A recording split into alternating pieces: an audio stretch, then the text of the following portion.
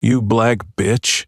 You know way too much!" Hans snarled, slamming Hera Brooks onto the freezing gravel. No witnesses, no cameras, nothing to stop his power trip. Lesson for someone who forgot her place? He sneered. The train roared closer, steel grinding, death inches away, and Hera, tied down, had seconds left. But what didn't Hans know? She's a federal agent, and he just laid hands on the wrong woman. What state are you in? If this were you, caught between life and death, what do you think would happen next? Small village nestles quietly within the old industrial belt of Carolina, where factory smoke is thinning but prejudices have yet to fade. Mornings here typically start with the whistle of freight trains sweeping past rows of dark brick houses and pothole-ridden roads that the town's budget can never quite fix. People still go to work on time, still nod greetings on porches, but no one truly smiles with their eye. There is an unspoken truth everyone understands. Here, the police are more than security forces. They are the law itself, and that law is not for everyone. A black-owned barber shop on Church Street was inspected 3 times in a single week, all for a suspected smell of marijuana. An Asian family's grocery store was fined for missing import labels on every snack pack. Whispers circulate in the local cafe about a man pushed down in jail simply for not answering quickly, about a girl who vanished after calling the police. No evidence, no complaints, just lowered gazes and hushed voices every time a patrol car passes by. At the heart of this silent power stands Hans Grayson, night shift sergeant and coordinator of most cleanup operations. Hans doesn't yell or curse. He follows the book, but always knows how to apply it flexibly. His record shows no lawsuits, no internal complaints beyond the precinct walls. But the black community here lives by an unwritten rule.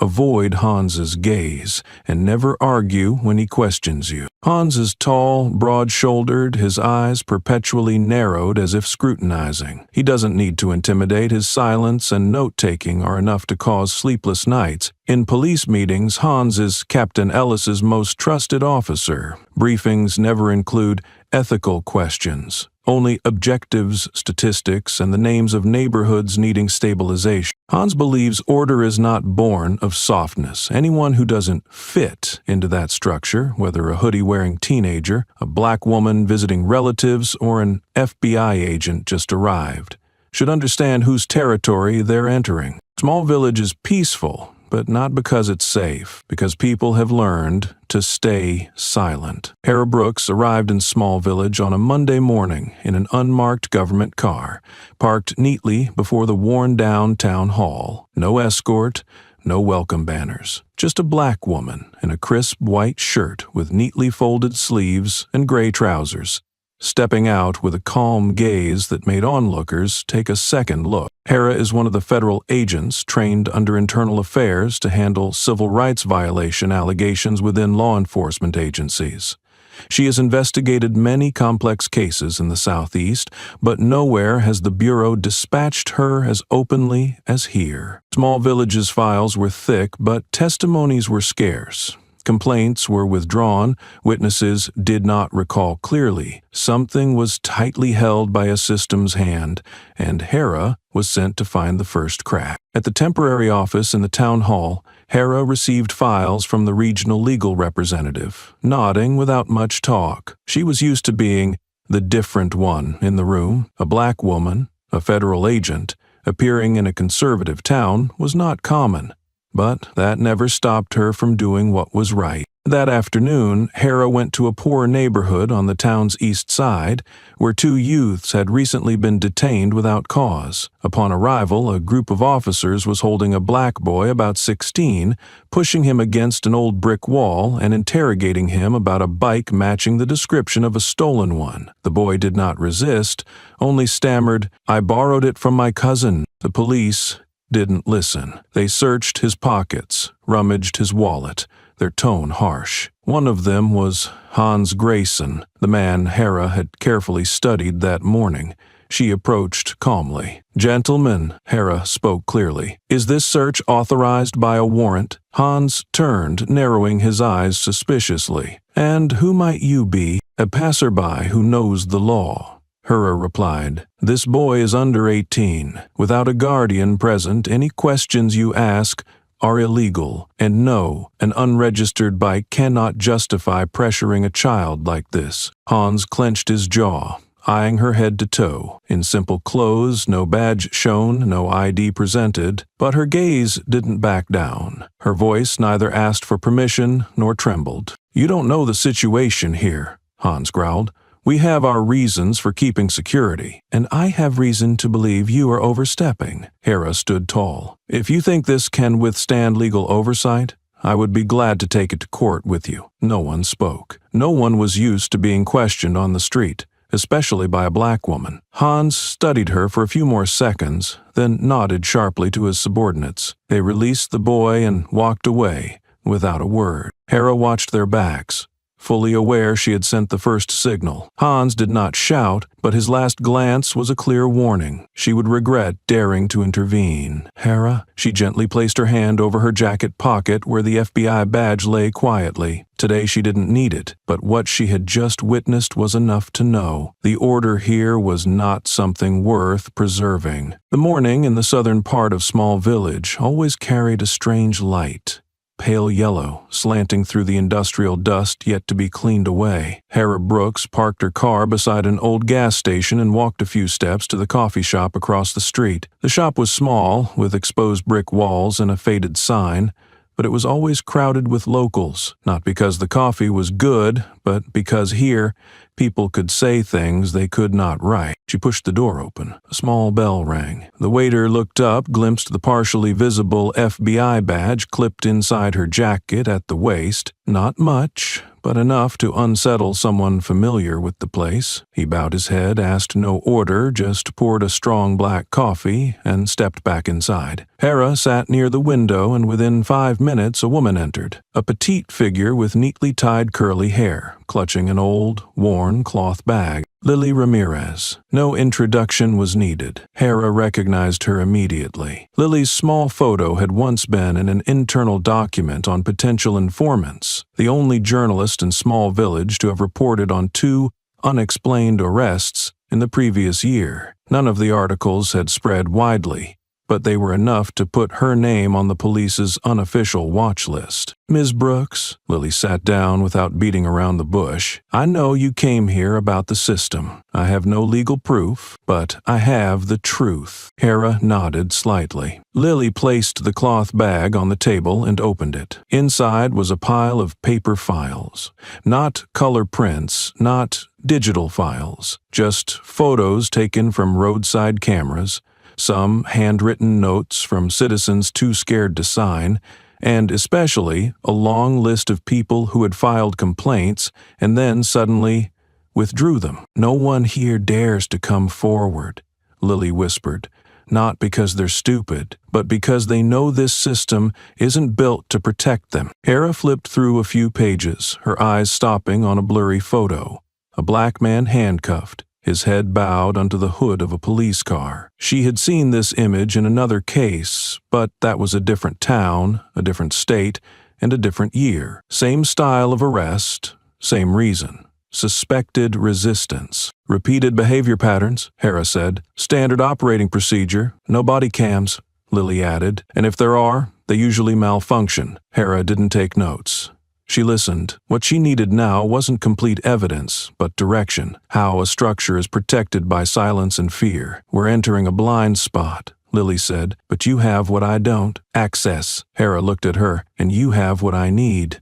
Living proof." An unspoken agreement was formed. No handshake, no contract. Just mutual understanding between 2 women on opposite ends of the system. One who had lived long enough in darkness to know where the light must shine, and one who carried that light, yet without illusions about what it might burn. The investigation hadn't officially begun, but in that old coffee shop, an underground front line had opened between those who knew too much and those trying to hide it all. The Small Village Police Headquarters sat at the town's center, located at the main 3-way intersection between the bakery and the tax office. The 3-story brown brick building had long been considered untouchable, not because of its sturdy appearance, but because inside was where the system protected itself. Hera Brooks arrived there on a Tuesday morning, carrying legal documents from the federal government. She asked for nothing special, just access to arrest records from the past 18 months. But as soon as she stepped in, the atmosphere shifted. A young officer hurried away from the counter, avoiding her gaze. The receptionist pretended to be busy with a pile of old papers. When Hera mentioned her data access request, the records room officer said, "The internal server is under maintenance today." This response was repeated for the next 2 days whenever Hera sought specific information. She realized the records were too perfect. No errors, no contradictions, only unrealistic synchronization. The deeper she dug, the more signs she found of a system programmed to avoid detection. Any violations, if they existed, were carefully wrapped in cold administrative language. Evidence inconclusive. Suspect exhibited non-cooperation. One file she requested, related to a young black man who reportedly suffered a broken arm after arrest, was annotated. Self-inflicted injury while attempting to resist lawful restraint. Hera read it over and over, but found no accompanying medical report. In the hallway on the second floor, she caught Hans Grayson's gaze. They said nothing, but the way he stopped and looked at her, as if assessing how much of a problem she was, made it clear her presence exceeded his tolerance. That night, Hans was called into Captain Mark Ellis's private office. The small room had the door closed, soft lighting, and an atmosphere heavy with lingering cigarette smoke. Ellis didn't smile. He opened a drawer, pulled out a thick file, and set it before Hans. "You have a clean record," Ellis said without looking away. "No one wants to break that, especially since you have promotion opportunities within the next 2 years. Hans was silent. "But outsiders," Ellis emphasized, "come here with orders, questions. They don't understand how this place operates, and you are one of this system's own." "And if I do nothing?" Hans asked quietly. "Then maybe you won't have to do anything anymore, because if the system falls, we all go down with it." Hans left the office that night without another word, but later he quietly stood at a street corner a block from headquarters, watching Hera leave the cafe where she often met Lily Ramirez. He didn't know how far her investigation had progressed, but he was beginning to doubt what he had been protecting. Ellis had been the man he trusted absolutely, but now, amid layers of sealed files and silent orders to maintain orders, Hunt started to understand there were doors even he was forbidden to open, and what worried him most was that Hera seemed to be finding the right key. The small Village West night market was not on any tourist map, nor was it ever mentioned on the city's official website. It truly opened only after 8 in the evening, when the streetlights began to flicker, and old trucks lined up along the entrance. Hera and Lily arrived on a damp evening, the smell of grilled charcoal mixing with the faint scent of burning plastic from the makeshift stalls. Neon lights cast green and red hues over the oily patches on the street. To the locals,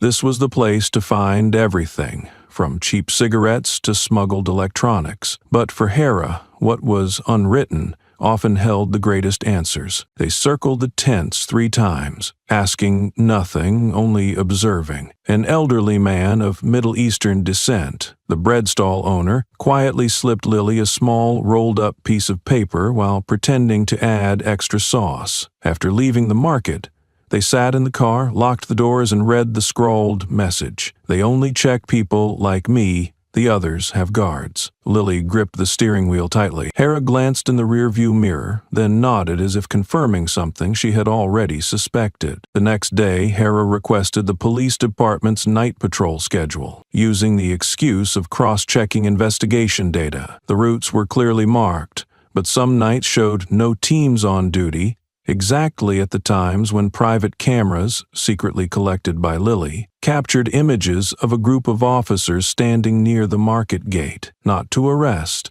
but to watch. By analyzing the photo data, Hera recognized 3 faces recurring frequently. One of them, the clearest in a shadowed corner photo, was Officer Tom Randall, a longtime trusted subordinate of Hans Grayson. Tom was known as calm, but tough. In arrests, he was always the first on scene, but his record was spotless. No technical errors, no accidents, no disputed reports. Hera began comparing the nights Randall appeared at the market with reports of stolen goods, motorbikes, and sometimes people, cases of disappearances without a trace. She discovered a suspicious correlation between Randall's presence and when complaints were passed up the chain, only to vanish without a trace. On her makeshift desk, Hera marked red dots on the town map. Each dot represented a case, a market corner, a street route, a warehouse. Gradually, the red points connected into a closed circle, not of order, but of covert control. Hera knew she had touched on the system's greatest fear, the alliance between police and criminals. Looking at the map, Lily quietly said,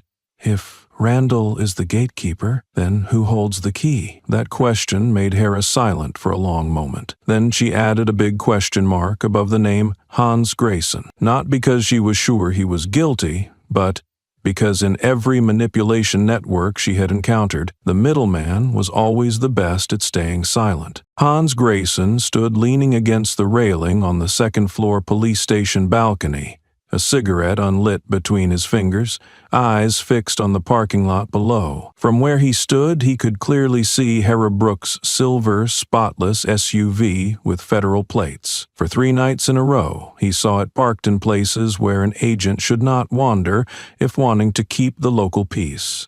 Hera did not hide that she was investigating, but neither did she reveal what she was touching. To Hans, that was more worrying than anything else. A woman too calm, going too deep, beginning to see things he had learned not to look at. They crossed paths in the hallway just before the records room. Hans blocked her not with his hands, but with his voice. "Miss Brooks, I think it's best you limit your work area. Small village has its own way of operating, and outsiders don't necessarily understand it." Hera didn't stop. She only glanced over her shoulder. "What's operating is wrong," she replied, her voice not raised, but sharp enough to cut into the pride of any officer who once believed in his badge. Hans clenched his jaw slightly but said no more. He stepped back to let Hera pass, but his eyes followed her, until the door at the end of the hall closed. That afternoon, Hera returned to her temporary office in the town hall.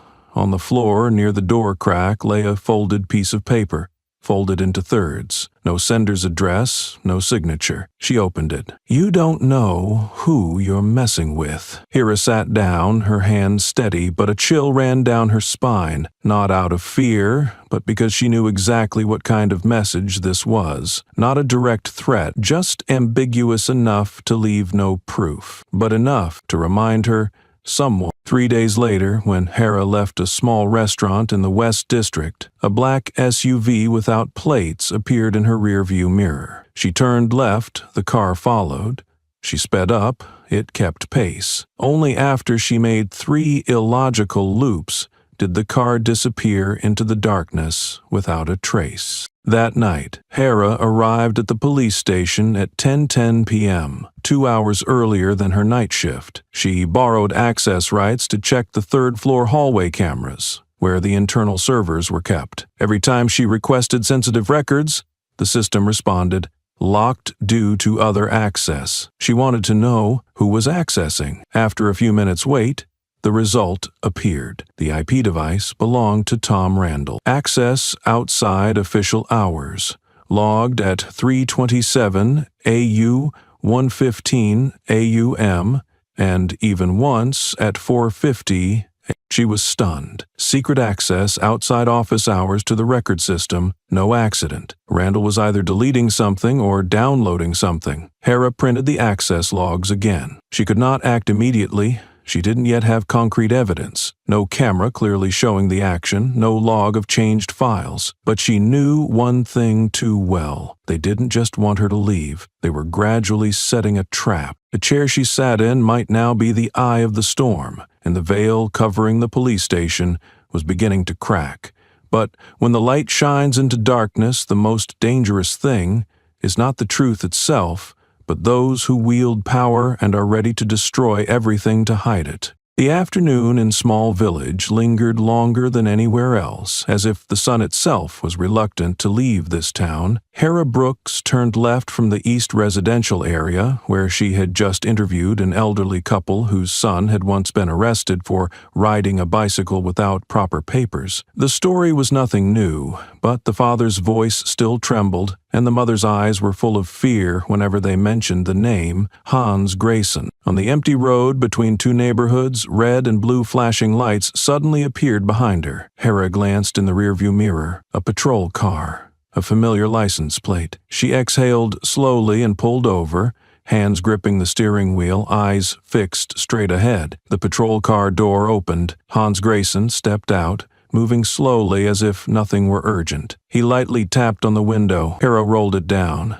His voice came evenly. "Administrative check, please step out of the car." She didn't ask why, didn't argue back. She just opened the door, stepped out, and handed over her license. No FBI badge, not needed. Hans stared at the papers longer than usual, then asked, "What were you doing on the east side?" "Interviewing," Hera replied shortly. "About what?" "About this question." She looked him straight in the eye.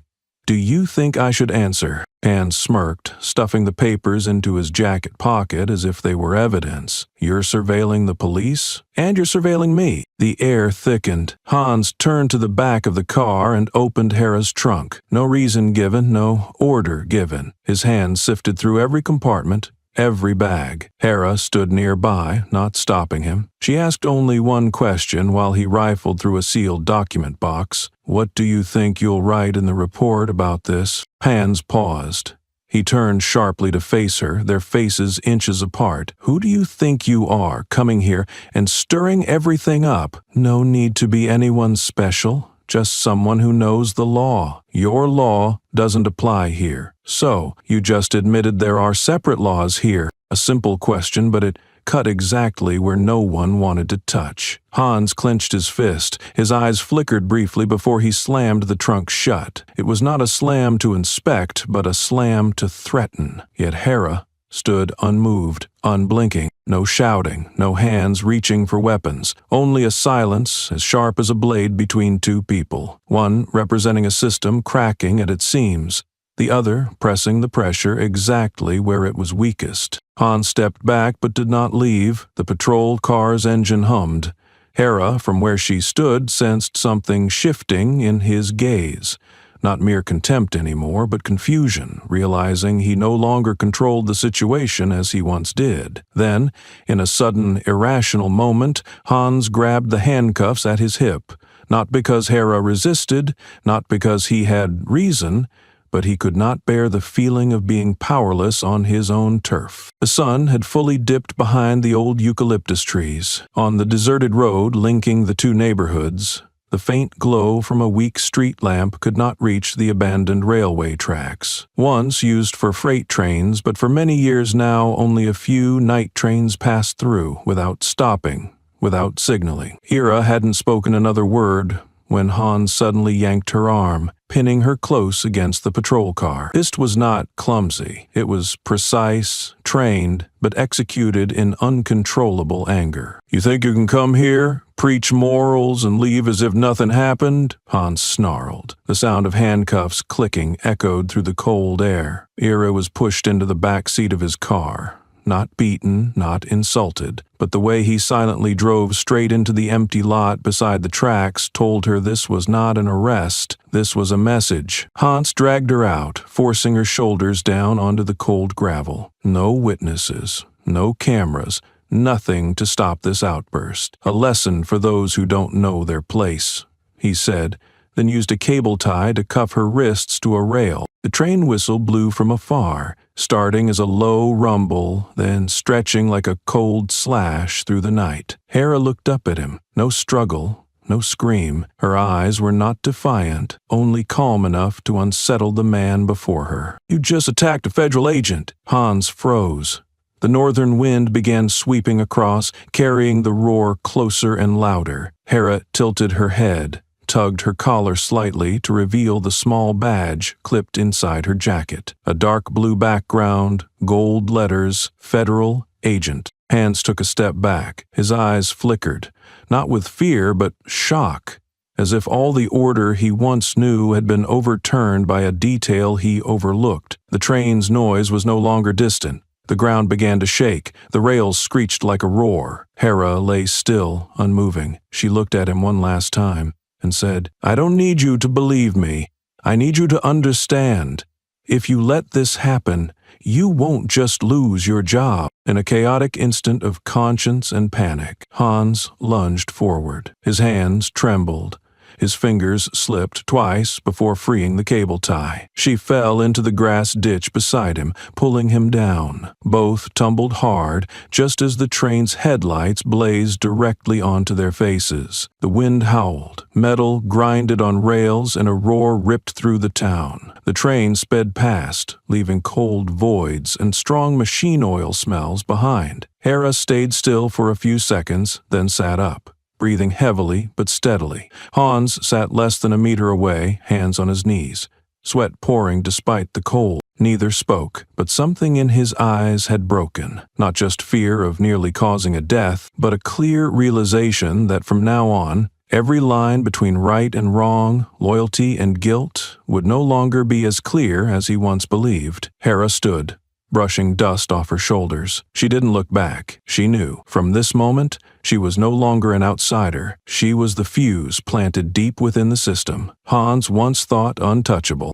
Hera sat up on the edge of the grassy ditch, her breath still heavy from the impact with the ground and the unnamed shock that had passed through her. The train had disappeared beyond the distant curve, leaving a suffocating silence and the lingering smell of scorched brakes in the air. Her hand was bloodied, her shoulder badly scraped, but no bones were broken. She looked around but couldn't find her phone, and when she located where it had fallen, the screen was shattered, the back deeply dented. Her encrypted communication device clipped to her belt was also damaged. Its casing popped open, circuitry exposed. The blow was just enough to destroy all communication ports.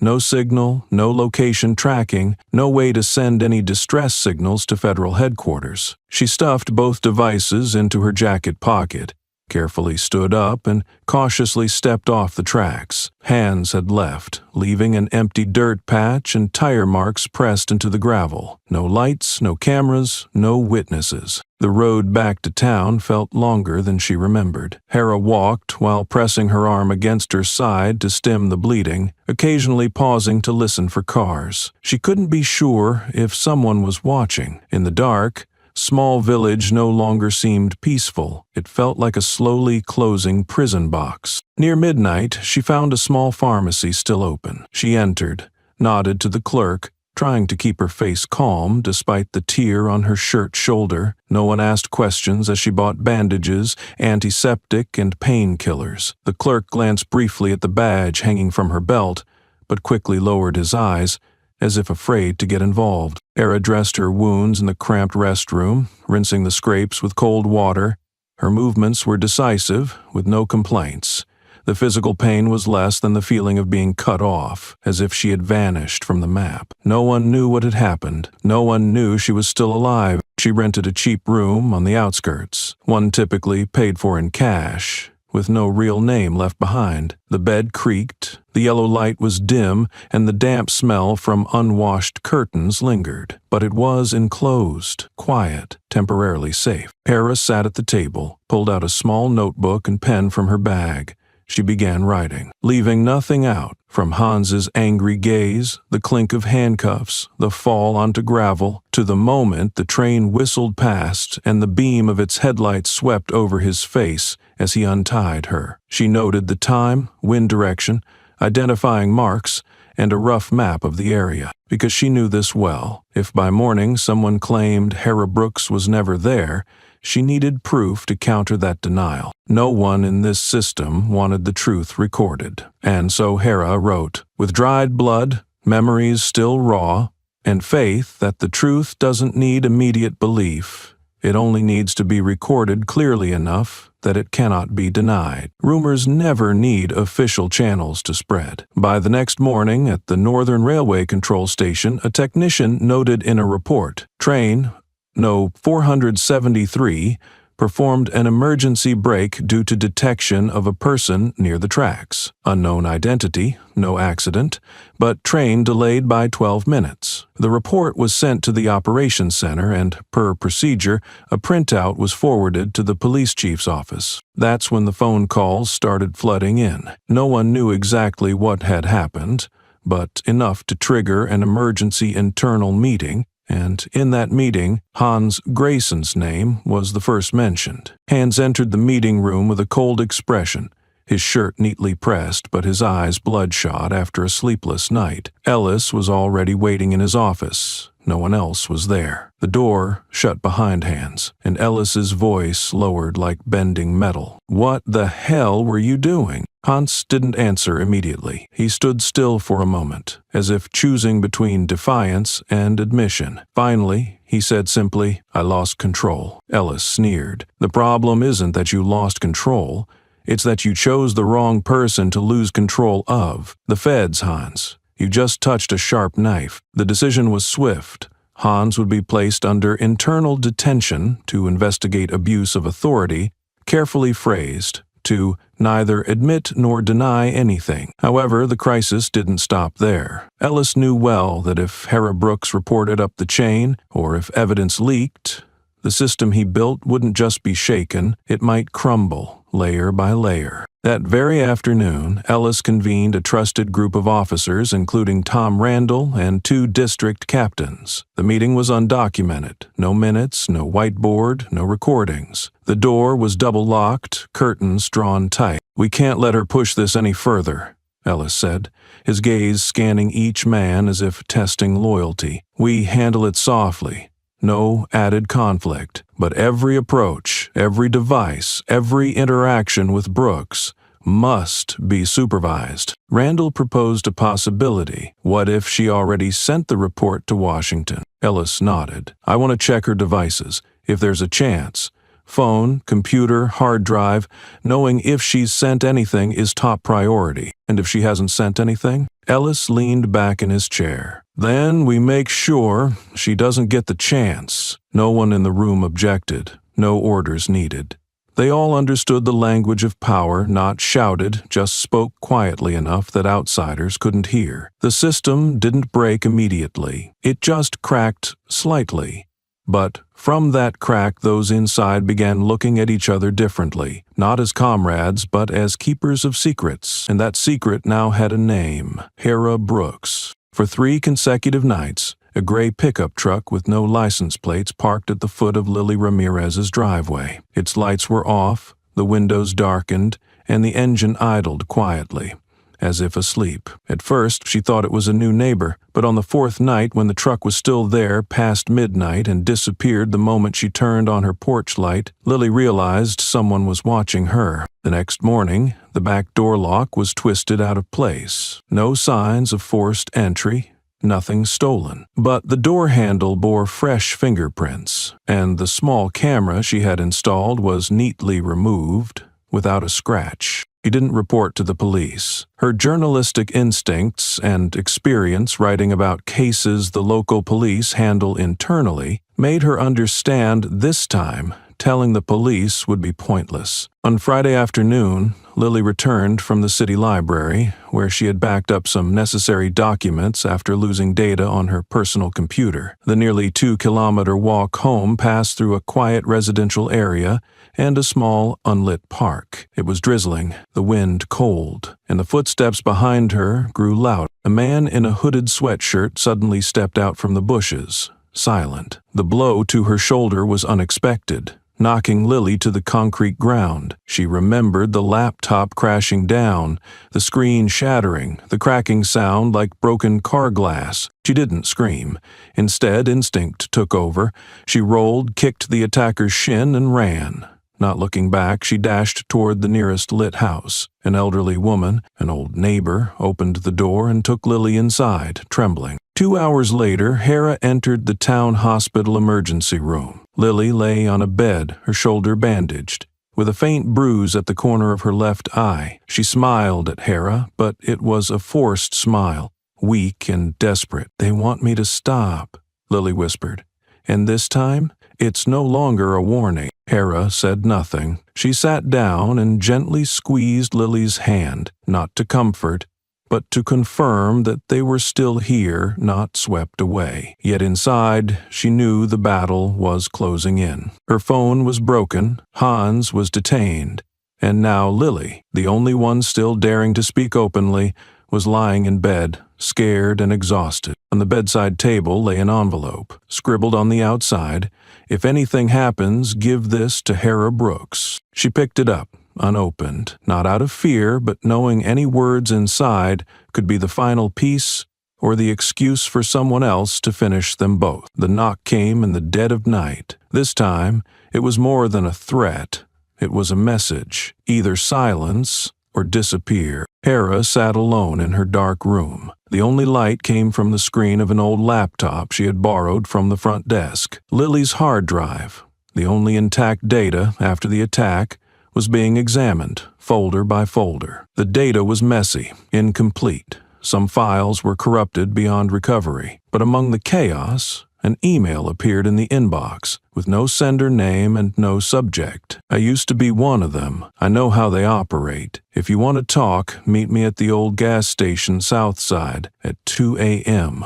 Alone. No weapons." Hera glanced at the clock. 1:07. Outside, the town lay silent. She considered maybe a trap, maybe a preemptive strike. But in a world where every door was closing, any crack was worth the risk. She arrived at the gas station on time, the street lights flickering as if reconsidering whether to illumine such a meeting. The station had been abandoned for years, with only a faded sign and a few rusted pumps left. An older man waited, bald, wearing a worn military jacket, standing upright but burdened as if carrying years of guilt. When Hera approached, he raised both hands softly as if to reassure. "Eddie Saunders, call me Rook. I used to be a cop here. Now just a survivor." Hera didn't shake hands. She nodded, keeping her distance. "Why did you contact me?" "Because you're the first to scare them." Rook sat on a bench beside the pump. "I've been in meetings you won't find in any files. I wrote reports on things no one dared to admit. I helped clean scenes, erased cameras, and made up reasons. I know how they do it." Hera sat across, hands gripping her jacket zipper. She didn't interrupt. Rook continued, voice lacking boastfulness, only exhaustion. "Then my friend Benny, Western District officer, wanted out. A month later, he died in a car accident. The car exploded, no investigation. His wife got $30,000, funeral support. After that, I disappeared." He took a USB from his jacket pocket, placed it on the bench between them. "Inside are names of implicated captains, schedules of off-record meetings, and a portion of internal record system access data. I got it before they locked me out." Hera looked at the small device as if it weighed a ton. "You'll need the password. It's Benny's son's name, the kid who will never see his father wearing a badge again." A gust swept by, carrying dust and the creak of old tin roofs. Hera tucked the USB into her jacket pocket, nodded. No promises, no commitments. But her eyes told Rook one thing. The game was about to change. And this time, someone was willing to go all the way. Before leaving, he said one last thing. "They're not afraid you're the FBI.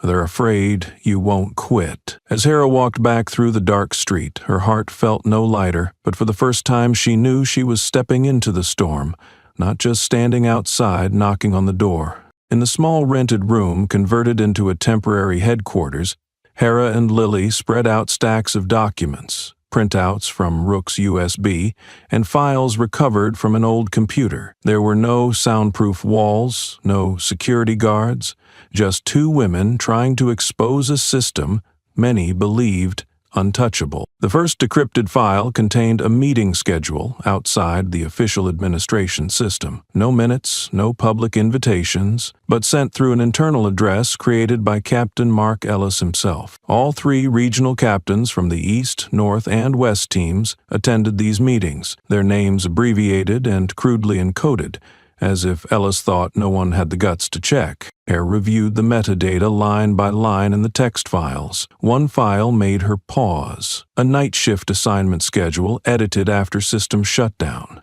Tom Randall's name was moved between areas, matching appearances at the night market, where Hare had collected photos. The original schedule had an earlier version but had been overwritten. By tracing the IP address, Hare confirmed the editor was Captain Ellis himself. Though still wearing a shoulder bandage and unable to sit long, Lily kept contacting old sources. One was Marcus Trent, a low-level administrative staff at City Hall who had printed documents for Ellis. At first, Marcus was cautious, but when Lily mentioned she had photos of a box of files Ellis ordered to be destroyed, photos from the server room camera, Marcus sighed and agreed to meet at a cafe in the South. There, while stirring a sugarless coffee, Marcus revealed, "I once printed a file for Ellis. After printing, he ordered all original files shredded and not saved. But the last time, he forgot to delete the old print job. The basement copier archives automatically. I kept a scanned copy." Lily held her breath. "Do you still have it?"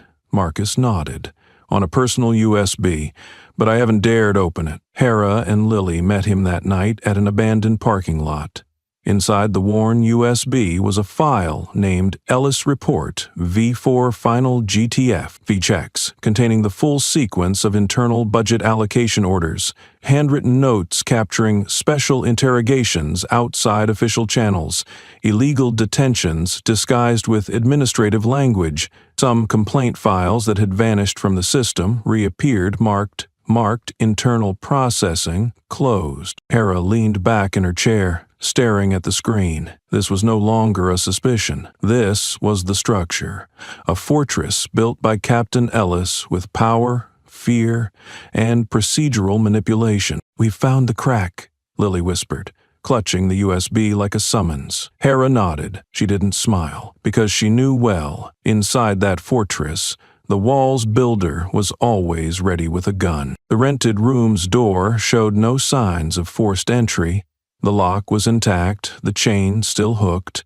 But when Hare stepped inside, she knew someone had been there first. The desk was shifted a few centimeters, and the chair no longer faced the right way. The bathroom light was on, though she clearly remembered turning it off before leaving. The backup hard drive, where she stored cross-heckered records of the train track case and Captain Ellis's data edits, had been dismantled. The SSD lay disconnected on the table, cables cut, the casing bent, as if someone wanted to send a message, not steal data, and on the floor, the dossier on her confrontation with Hans Grayson, the only printed copy, was torn to pieces, pages scattered like black snow. Nothing was stolen. No computer taken, no money missing, but someone knew exactly what she held, and they wanted her to know they knew. At the same time, Lily received an email. No subject, no sender name. The sole line read, "If you keep fabricating, there will be a second funeral in your family." No spelling mistakes, no punctuation, cold enough to silence the newsroom's police reports for 24 hours. The editor-in-chief said nothing to Lily, just removed her photo from the contributor section. Hare was supposed to meet an important witness, Kenny Lowe, a former IT technician at the police station who managed the internal data access control system. He had arranged to meet her at 10 a.m., Monday, at the cafe near the train station. But when Hare arrived, no one showed up. She called, no answer. She went to his house. Locked door. Mailbox full. Neighbors said they hadn't seen him since the day before. Through the window, she saw an unwashed cup of coffee still on the table. 3 pieces vanished simultaneously. The hard drive, the press ally, the tech witness. A sequence of silent, non-violent but precise and targeted actions full of warnings. Captain Mark Ellis still sat firmly in his office at the police station, attending meetings on time every morning, signing documents with neat handwriting every afternoon. But in the internal corridors, the atmosphere had changed. Young officers, especially those hired in the last 3 years, started avoiding his gaze. They quietly switched shifts, reduced interactions. Some left anonymous messages in Hare's mailbox. "You were on the right track, but Don't trust those who once sat at his table. An underground battle was underway. No gunfire, no media,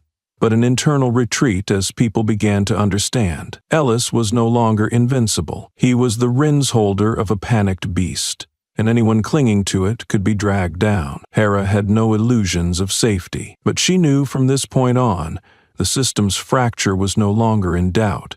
It was spreading, and the fear of being pulled down with the truth was the most dangerous weapon. Small village had twists and turns that weren't on any map. Side roads cut through unfinished construction sites. Past an abandoned cement factory locals nicknamed the Broken Workshop or the Old Fire Pit. Hera knew this well, but today she had no time to pay attention. After meeting an anonymous administrative staff at the town hall, who handed her a copy of the revoked training permit that Ellis had signed, in violation of procedures, Hera left the parking lot and merged onto the main road leading back to the town center. At a curve leading to the main street, a dark brown SUV suddenly lunged out from the forest edge, blocking her car's front. Just as she was about to brake, both doors of the SUV flew open simultaneously. A tall man pressed against her window, while another shattered the opposite side glass with a baton. Before she could react, Hera was yanked from the driver's seat. A needle pricked her left wrist.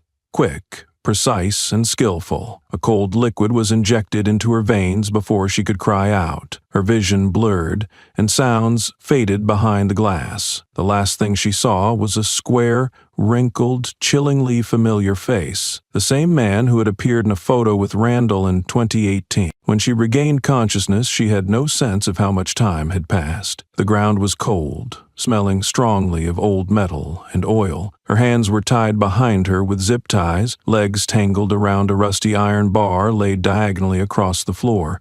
She lay inside a faded red shipping container, the door closed tight, light only leaking through a small slit near the top. Outside, the wind howled through corrugated roofs, and footsteps stomped on concrete. She guessed where she was held. Tactical Training Camp No. 4, once belonging to the State Special Forces, now abandoned after budget cuts. No one visited this place anymore. No one thought to inspect somewhere officially disbanded for structural safety reasons. A metallic screech. The container door swung open. Bright sunlight flashed in her eyes. 3 men stepped inside. The leader wore dark glasses. Dust clung to his pant legs. He squatted before her, holding a water bottle with a smug smile. Eyes still open. Good. Would be a shame if you'd just fallen asleep. Who are you? Hera croaked. We're just the ones who were called. The one who called? Well, you probably know better than I. The second man stepped forward, threw a walkie-talkie to the first. He pressed it to his ear, listened for a few seconds, then nodded. Not long now, he said. Just a little accident. A federal woman investigator has gone missing. Maybe she took the wrong path and no one will find the body. Hera glanced at his boots. Military issue, state police style. Though the logos were scraped off, the stitching and rubber soles matched those issued in the force years ago. Another wore an old police jacket, but his badge and nameplate had been removed. Their manner, their distance from her. These weren't street thugs. They were trained. And now they served the shadows. She sat still, not resisting, but inside her memory swept back. The technique to undo zip ties with the wrist, the force needed to dislocate a shoulder, and watching the guard's movement rhythm. She didn't know how much time she had left, but one thing was certain. If anyone ordered her execution, she would be the first to break that order. Time inside the container wasn't counted in hours but in breaths. Hera leaned against the cold metal wall. The light streaming through the slit was just enough to outline her body. Outside, the 3 men took turns guarding, chatting arrogantly in their local dialect, but shared one thing. None saw her as a threat. That was the first vulnerability. She began feigning exhaustion, bowing her head, trembling hands, occasional coughs, then silence. Eyes half closed as if about to faint. One sneered, Not as tough as the rumors say. Another spat on the floor, no longer bothering to look at her. They thought the sedative was still working, that she'd given up. In the darkness, Hera's mind traveled back 11 years, to her first FBI trainee exercise, when she was handcuffed, blindfolded, and left in an abandoned New Mexico warehouse. No guide voice, no map. Only one order before the door closed. If you wait for someone to rescue you, you'll die first. Back then, it took her 32 minutes to unlock the zip ties, using wrist twisting and turning her wrist into a shoe heel cutter. This time, the ties were tighter, wrists bleeding, but as her pulse steadied, she knew there was still time. The container door screeched open. The short man with the water bottle tossed it near her feet, muttered something, then turned away. When he bent to pick up a zip tie dropped near her feet, Hera twisted, delivering a spinning kick to his temple, not strong enough to knock him out, but enough to unbalance him. She turned, slammed her shoulder into the container edge to dislocate her wrist, and in that white-hot moment of pain, the zip tie snapped loose. The second man heard the noise and rushed over, but Hera grabbed a broken water bottle, smashed it onto his head. Blood splattered, but she didn't stop. She shot out of the container like a bullet fired from a barrel. Behind came screams, stomping boots, and gunshots being chambered. Ahead was thick, waist-high tall grass, and a trail once leading to an old transmission station she had seen on the town map last year. Every step sent sharp pain from her torn shoulder, blood dripping to stain a red trail behind her. But Hera kept steady breathing, didn't look back, refused to calculate how long she could hold on. She only thought, if she stopped, no one else would continue this fight. After 15 minutes of non-stop running, she saw the iron tower rise from the barren field, the old transmission station that once relayed signals to the town fire brigade. Upon arrival, she kicked the door of the control room open, found the dusty control panel. The battery indicator was dangerously low, but when she slammed the emergency button, a small red light blinked weakly, very weak, very brief, but enough to activate the technical radar signal to the coordination center. Hera collapsed on the floor, back against the wall, clutching her bleeding wound. She didn't know if anyone was coming or if the signal would be decoded, but she knew this battle had just begun, and if she had to fight the darkness alone, at least the first light had been switched on from its very depths. 3:42 a.m. At the Southern FBI Branch Technical Center, a weak series of signals, flashing in cycles, appeared on the control panel with a federal identification code. Although lacking complete GPS coordinates, the system recognized it as linked directly to the emergency device issued to Agent Hera Brooks. Auxiliary radar detected the signal coming from an area outside the civilian map, marked Old Precinct, Decommissioned 2012. Commander Joseph Crane wasted no time. Within 12 minutes, a semi-armed special task force was deployed, boarding armored vehicles and regional helicopters heading west toward Small Village, the location of the last detected signal. As the team approached the Old Precinct area, the sun had not yet risen. Thick fog enveloped rusty roofs and abandoned training grounds, but the task force moved tactically, each step precise. There were no alarms or gunfire, only faint radio static and strict command orders, issued in rhythm. An agent spotted fresh blood trailing from the edge of a container to a nearby substation.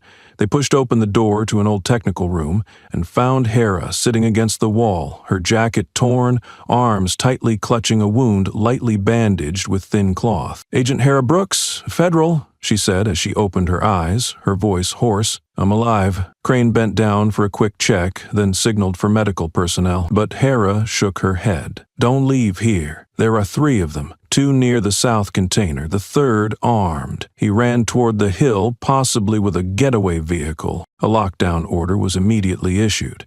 The team split into 2 directions. In less than 10 minutes, 2 kidnappers were captured alive, their hands still wearing tactical gloves, mouths taped to block communication. Both showed no reaction to legal warnings, but their expressions revealed they were no amateurs. The 3rd escaped, but left behind in a temporary shelter a hand-drawn map of escape routes, detailed timing notes, and descriptions of weaknesses in Hera's movement schedule. Among them was a handwritten line, "Confirmation checkpoint from office."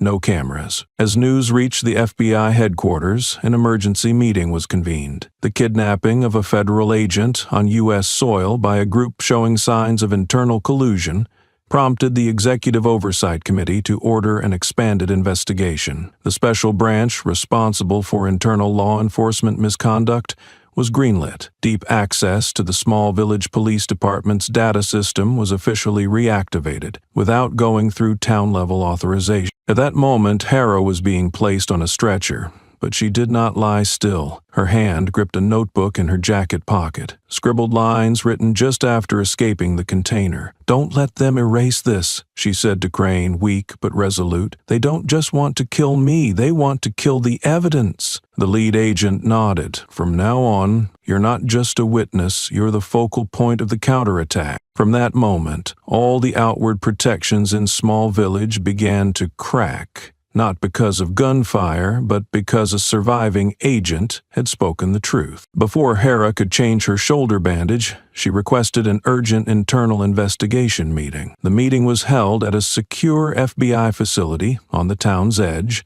6 blocks from Small Village Police Station close, but beyond its control. On the table lay 3 sources of evidence: classified data from Eddie Rook Saunders, stored files from Marcus at City Hall, and duty roster records recovered by Lily. She didn't need to say much. Each piece of evidence presented was cross-hectored with timestamps, access accounts, and especially login paths matching Captain Mark Ellis's IP. There were handwritten notes, renamed encrypted PDF files, and a series of meeting invitations sent outside administrative channels, all forming a dossier exposing the mastermind behind the manipulation system. At the same time, the federal legal team was activated. Orders for internal staff summons were drafted. Internal accounts were frozen. Several mid-level officers began receiving separate summonses, bypassing local commanders. Not stopping there, Hera took a daring step. She and Lily activated the Underground Press Network, a group of independent journalists who had previously supported civil rights investigations. An encrypted dossier was leaked as social intelligence, spreading rapidly on investigative social platforms, powerful enough that mainstream media could no longer ignore it. In the internal detention room of the police station, Hans Grayson was brought out of isolation. He was neither handcuffed nor interrogated harshly, but his hands rested tightly on his lap as if to steady himself. Opposite him stood a young agent named Colby, tasked with collecting voluntary testimony. "You're not a criminal," Colby said plainly, "but if you keep silent, you'll be pushed over there." Hans didn't look up. He had once been utterly loyal to Ellis. He had believed in the order Ellis preached, that maintaining system silence protected the whole town. But now, after Hera's survival shock and the emergence of old victims' testimonies on independent news, he understood Ellis was not just wrong. He had turned the system into a weapon against those who once trusted it. "You don't understand," Hans said quietly. "I thought I was doing the right thing, protecting my team, protecting the town." Colby nodded. "I'm not asking you to betray anyone. I just want to know, what is the last thing you knew, that thing you ignored?" Hans closed his eyes. The image of an internal meeting a year ago appeared when Ellis told him to temporarily erase a juvenile detention record for town security reasons. That boy never returned to school. His family left, and from then on, Hans no longer looked at himself in the mirror each morning. "I know, an archive code, a private room. Where do they keep the original record, so no one is allowed to touch it?" Colby said nothing. He took notes, then nodded softly. It wasn't a full confession, but it was the first crack in the silent shell Hans had worn for years, and from that crack, the real counterattack began. The video lasted less than a minute. No sound, no narration, just the image of a rusty container door swinging open under the blazing desert sun and a woman being pulled out, her body torn, her shirt soaked in blood, head bowed but hands still reaching forward, her trembling index finger pointing in one direction. Though she said nothing, her gaze, steady, unpanicked, was the loudest accusation against the entire system that once thought itself untouchable. The video's origin was never officially confirmed, but insiders guessed it was shared by a member of a special forces team with an independent investigative news outlet. Just hours after posting, the video began spreading on social media, initially among former investigators and lawyers, then journalists, exploding like an unstoppable wildfire. By noon, views hit 4 million. The hashtag Justice for Hera trended nationwide. Journalists who had stayed silent started speaking out. Former FBI agents, including some retired under pressure, reshared the video with the caption, "If this happens to an agent, imagine what happens to civilian." Even skeptics of Hera began to shift their stance. No one could pretend that a woman, kidnapped, imprisoned, and nearly killed, could hold such a gaze after surviving unless she was fighting for the truth. Less than a day after the video went viral, analysis groups began tracing photos of Hans Grayson at his 2010 officer graduation, Captain Ellis standing beside a former mayor, and Tom Randall at a community training event. All were dug up, cross-referenced, analyzed for body language and speech tone. Former internal policies have now become evidence of a culture of violence. The online community, once mere spectators, now acted as prosecutors without courts. Pressure went beyond social media. Human rights organizations sent open letters to the Department of Justice. Hundreds of emails demanded public investigations, flooded the state office. A young congressman went on TV saying bluntly, "If those in uniform aren't protected, who among us is safe?" Hans Grayson watched the video while isolated in an internal holding room. No one told him, but the guard accidentally revealed the phone screen when entering. Hans stared at the image of Hera leaning out of the container, blood dripping down her elbow, lips pressed tight, eyes unwavering. He said nothing, but his palm clenched so tightly his nails dug into his skin. He knew exactly that moment he wasn't there, but he also knew he had once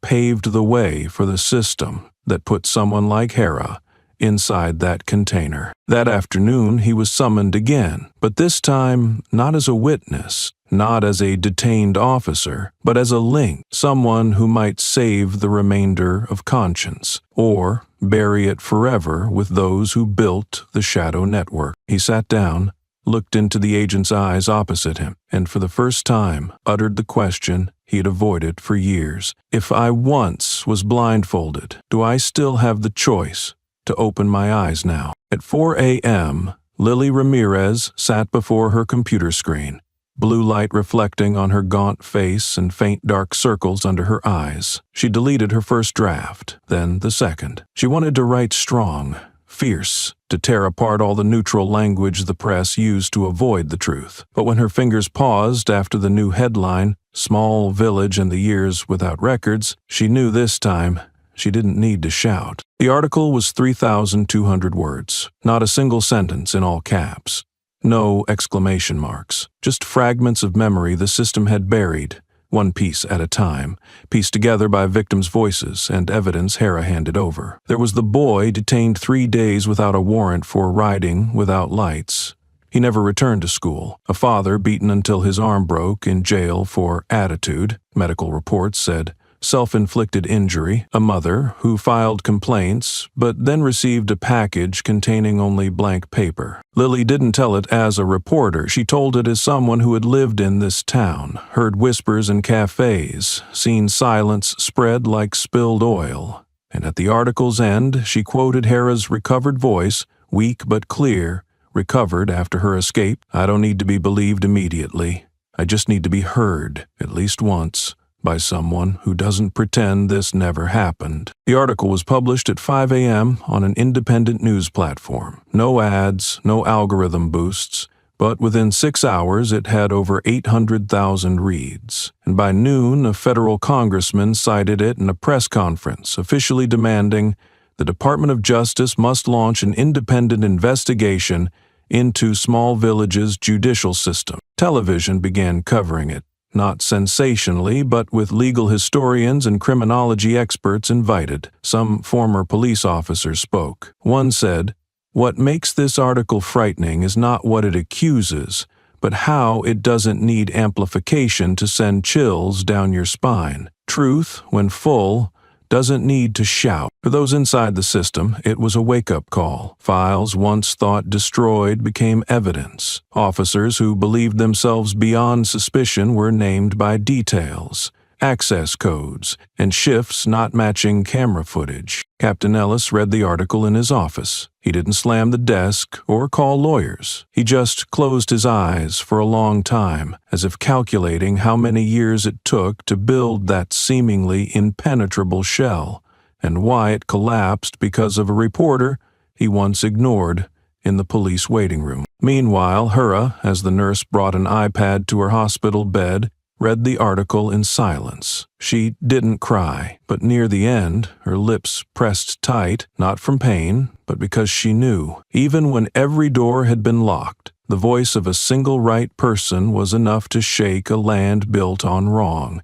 And this time, the answer didn't need to be shouted. It only needed to be written. Right. Maya Tran did not enter the investigation as a blindly pursuing justice seeker. She entered knowing very well the system is not easily shaken by the truth, but it can be cracked by the legal structure it once built. She arrived in small village unobtrusively. No cameras, no press statements. Maya wore metal-framed glasses, her hair neatly tied in a bun, always carrying a small notebook and a triple-encrypted laptop. Just her presence in the same room with Hera Brooks made some in the investigative team nod. This was no longer a temporary investigation. This was preparation for a federal hearing. As a Vietnamese American, Maya had faced many doubts entering the American legal world. But after a successful class action lawsuit against Chicago police for unlawful detention of over 70 people of color, over 3 years, she became a symbol, not for speeches, but because she never let emotion lead evidence. At the temporary headquarters, Maya joined Hura and Lily in sorting data. All files, testimonies, camera copies, and system access logs were classified not by shock value, but in chronological order of violations. She rebuilt a map of civil rights abuses, spanning more than a decade. We don't need to prove Ellis is a villain, Maya told Hera. We only need to prove he systematically broke the legal structure, not by accident, but by intent. She compiled a list of 17 potential witnesses who could testify before the Federal Oversight Committee. Among them were a former student arrested for resisting a teacher, a prison medical staff who saw Randall assault someone but was ordered not to record injuries, and a network technician who knew how Ellis deleted files using a temporary account. Every testimony was cross-hectored against original data. No story was included without at least one cross-section, Maya's inviolable principle. When she began drafting the hearing presentation, her focus was not victim emotions or blatant crimes, but abused administrative language. Each phrase like internal processing transfer, each note awaiting superior approval. Those seemingly harmless terms were where Ellis and his apparatus had buried justice for years. Maya wrote the opening statement as a precise stab at the core issue. We do not ask this court to believe in pain. We only ask this court to look at the process, which has been distorted beyond recognition. And within that distortion, there are real people, real freedoms, real lives, destroyed line by line. In that room, watching Maya work, Hera realized this was no longer a battle of right versus wrong. It was a battle between justice and a system that had learned to call wrong right through legal language. And this time, they had Maya, not as a blazing torch, but a spear, sharp, precise, unwavering even a fraction from the truth. Captain Mark Ellis's side wasted no time counterattacking. Within 48 hours of the hearing, information becoming public, a seasoned team of lawyers led by a state-level law enforcement defense firm was officially hired to protect the image and legal rights of officers against a biased and political media campaign. Their tactic was clear: attack the evidence's legality, not its content. They issued a series of requests to verify the integrity of the rescued video Hera had, claiming the clip might have been edited, voice could not be verified, and exact timing could not be confirmed without full metadata. They did not stop there.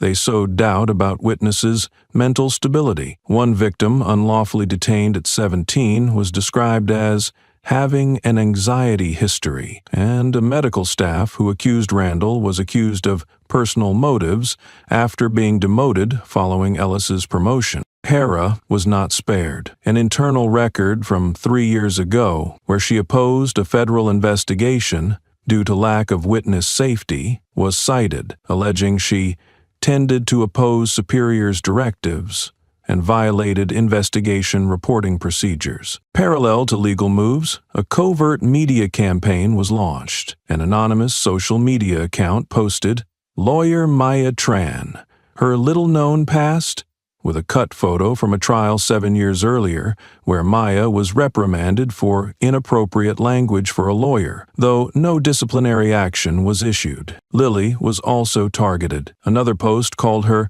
an extremist reporter, claiming her articles were storytelling rather than journalism, accompanied by mocking comments about her appearance and political views. Gender and racial discrimination comments began appearing more in discussions. The impact of these attacks was undeniable. 3 key witnesses withdrew from testimony lists, 2 others requested urgent protection. The atmosphere thickened. Many in the psychological support team began worrying about the victim's real safety, and Maya had to adjust her strategy. She filed a court motion to allow witnesses to testify anonymously or behind screens, using special protections in cases involving public authority systems. Some interrogations were converted to video recordings with triple-layered electronic authentication, reducing direct contact to avoid threats. Yet amidst the mud, Maya and Hara realized something more important. The way the opposition chose to attack the truth-bearers rather than the truth itself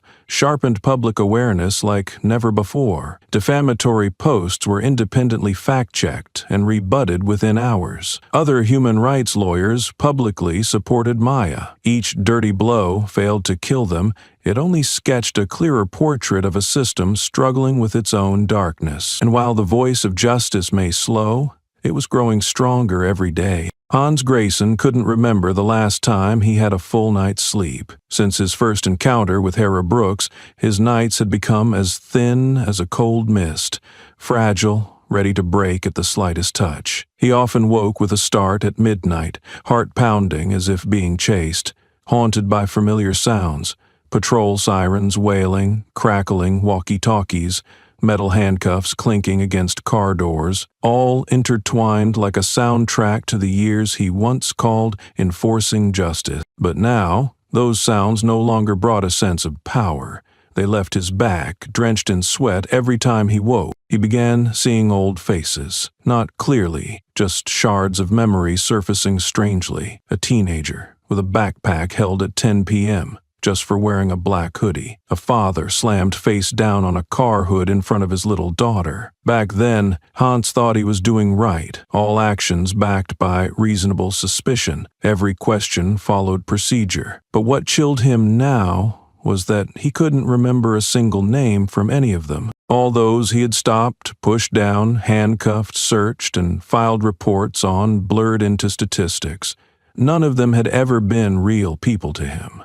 That weighed heavier than anything else. At the police station, Hans still wore his name tag and took orders as usual, but he felt the atmosphere change. No one said it outright. No one confronted him directly. Yet colleagues' glances passed over him like blades. Some mumbled, "Good morning," and turned away before he could respond. Others left scraps of paper saying, "Are you still on our side?" The question wasn't for an answer. It was a reminder that he was being watched from both sides. Hans once believed loyalty to the system would keep him safe. Following orders was enough to avoid being caught in the storm, but now he realized loyalty was never a shield, only a collar. The longer worn, the tighter it squeezed. One night he drove alone to the old checkpoint at the town's southern edge, where he had stood watch for many years. The small hut was abandoned, but he still had the key. He switched on a weak yellow light, sat at the wooden table, and opened an old drawer. Inside were some files never sent to the archive. He pulled out one folder, dated August 14, 2017. Malik Garrett. Notes. Detained on suspicion of vehicle theft, resisting arrest. The report was just 3 pages long. A signature from the shift captain, one from Hans, and a neat closing line. Subject injured due to loss of balance during restraint. Hans remembered that case clearly. A man about 40 years old, black, wearing a white shirt, driving an old car with faded plates. No weapon, no dangerous behavior, yet his arm was twisted. He was slammed to the ground and taken away without explanation. Malik spent 3 days in the hospital with broken ribs. Hans hadn't seen anything wrong back then, but now, looking at the words, loss of balance, written by his own hand, it was no longer administrative language. It was a way to whitewash guilt, and his signature wasn't procedure anymore. It was the ink mark of complicity. He closed the folder, resting his hand on the yellowed cover. The cold from the table seeped into his arm. In silence, Hans didn't cry, but a question echoed in his mind that no report could answer. If he couldn't remember who he had hurt, was he still the keeper of order or the creator of fear? That night, he didn't go home. He stayed, waiting for dawn. For the first time in his life, not to start a shift, but to start looking at himself. That early morning, fog blanketed the road like a thick layer of white ash, so dense that Hans had to turn on his fog lights when driving out of the parking lot. He planned to arrive at the training center earlier than usual, his head still heavy from a restless night, when his phone rang. An unknown number, no familiar area code. He almost hung up, but then a strange feeling made him answer. Grayson, a hoarse, deep voice, not unfamiliar. It's me, Rook. Can we meet? Eddie Ruka, name Hans hadn't heard in nearly 8 years.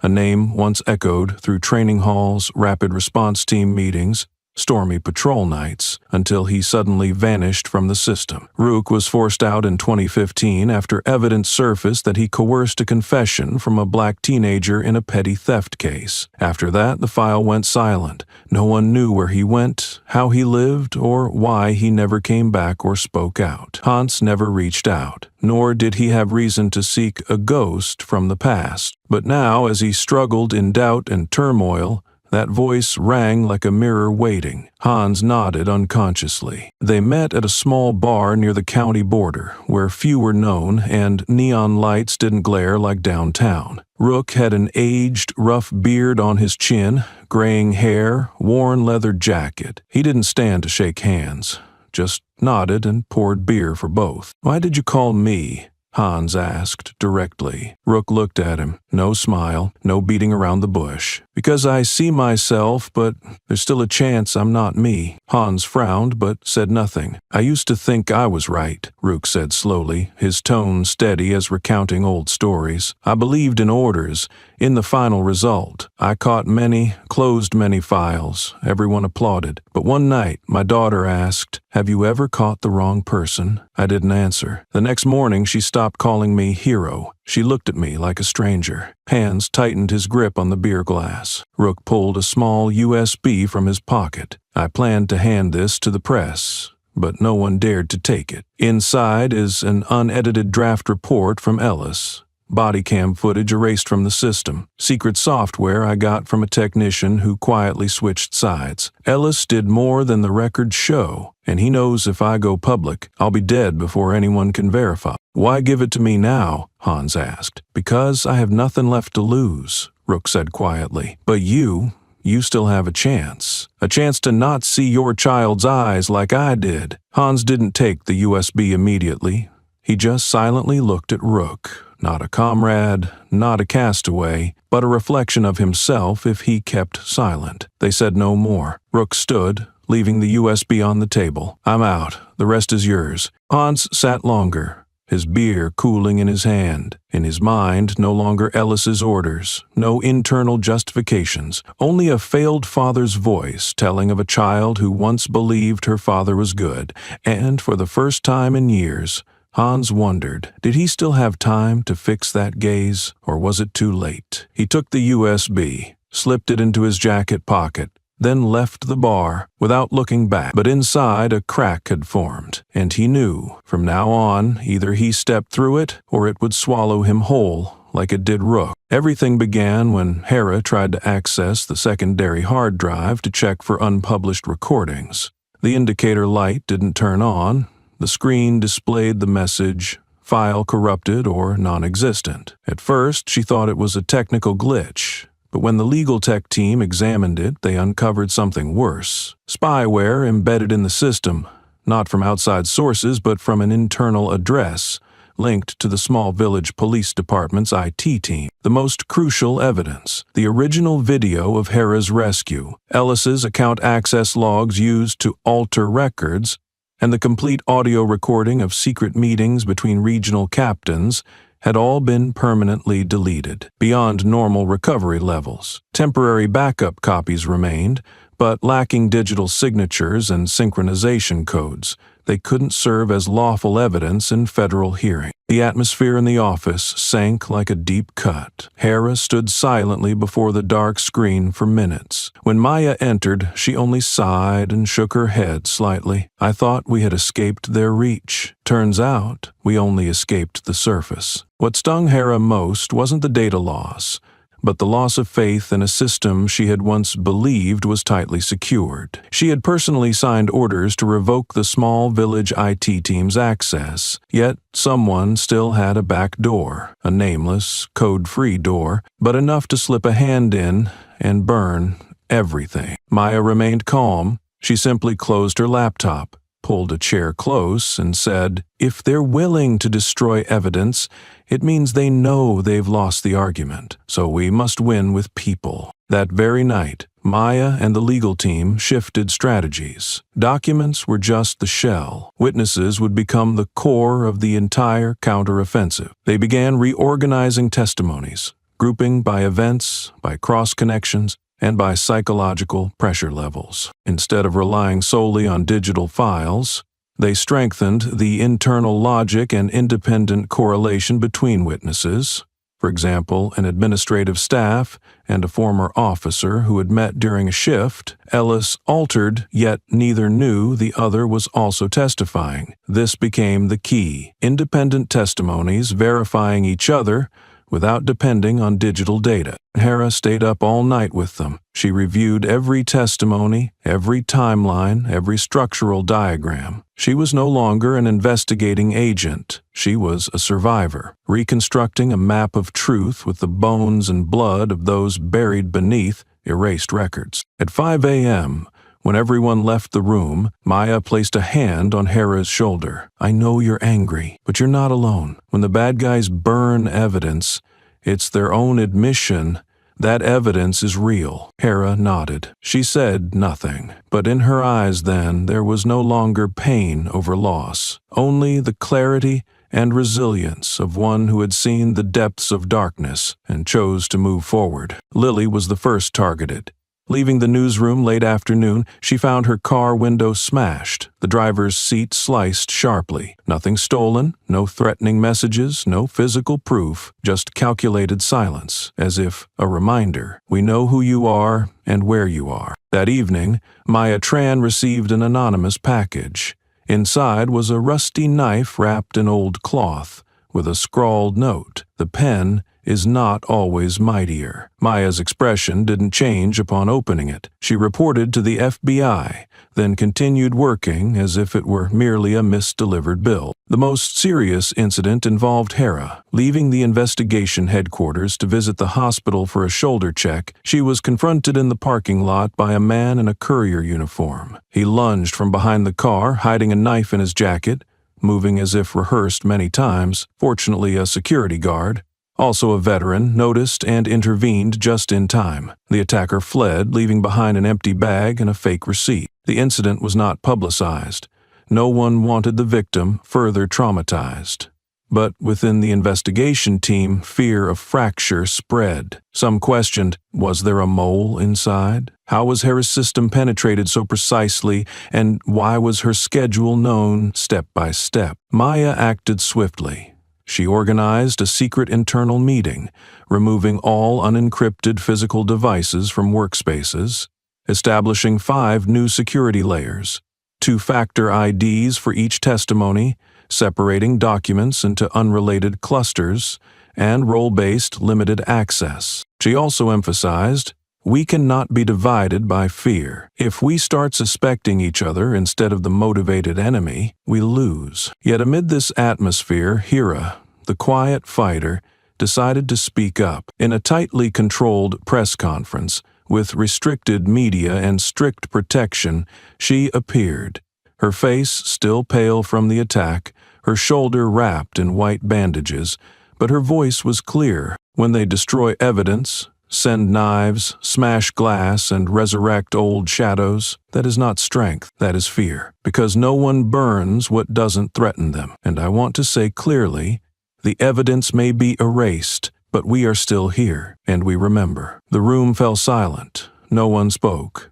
Because at that moment, everyone understood. From the brink of life and death, Hera did not just survive, she stepped forward to become the final boundary the enemy could no longer cross. Hans Grayson was not an easy man to change. After 10 years in the Force, he had learned loyalty to order, silence when ordered, and never to question missing files. But this time, silence could not save him from haunting memories. After the video about Hera, after Lily's investigation, and after staring into the mirror without recognizing himself, Hans decided if he still wanted to save the human part within, he had to speak the truth. The meeting took place in a temporary secure room, managed discreetly by the FBI. Hans entered, shoulders slumped, his face noticeably thinner, but his eyes resolute. I will testify, he said, without waiting to be asked, and I will not ask for immunity. Maya and Hera sat opposite him. They did not applaud or encourage, just exchanged looks like warriors receiving a new arrow at the battlefield. Hans pulled a small handwritten note from his briefcase. Access codes to the original archive.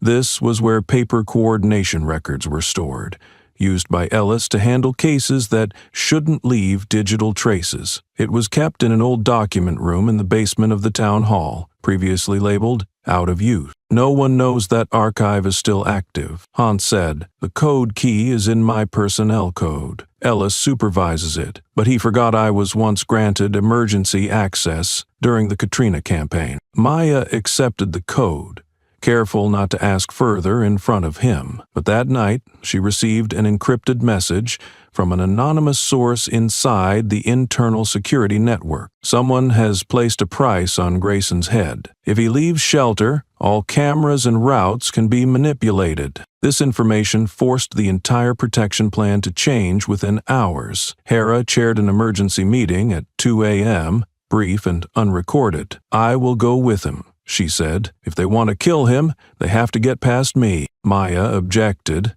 but knew no one in the team could replace Hera, who knew small village terrain well, who had survived a similar ambush. The movement plan was adjusted to 3 layers of protection: 2 decoy vehicles, 1 main vehicle, each route encrypted per person on the principle of no one knows the whole. However, what they did not expect was the leak came from within the outer protection unit, where an officer, a former associate of Randall, had been transferred to logistics just months before. They did not know his face, they did not know which car he was in, but Maya understood one thing. If someone was willing to kill Hera to stop the investigation, then someone like Hans, with the final key to open the original archive, was the first execution target. And this time, there was no time for hesitation. The hearing was scheduled. Hans Grayson's name was listed as the main witness, and if he did not make it there, The truth would remain in darkness, this time forever. Before dawn, the convoy began rolling out from the safe house in the southern part of town. The route was carefully chosen, circling 3 neighborhoods, avoiding public cameras, divided into 3 emergency detours in case of surveillance. The formation included 2 decoy cars,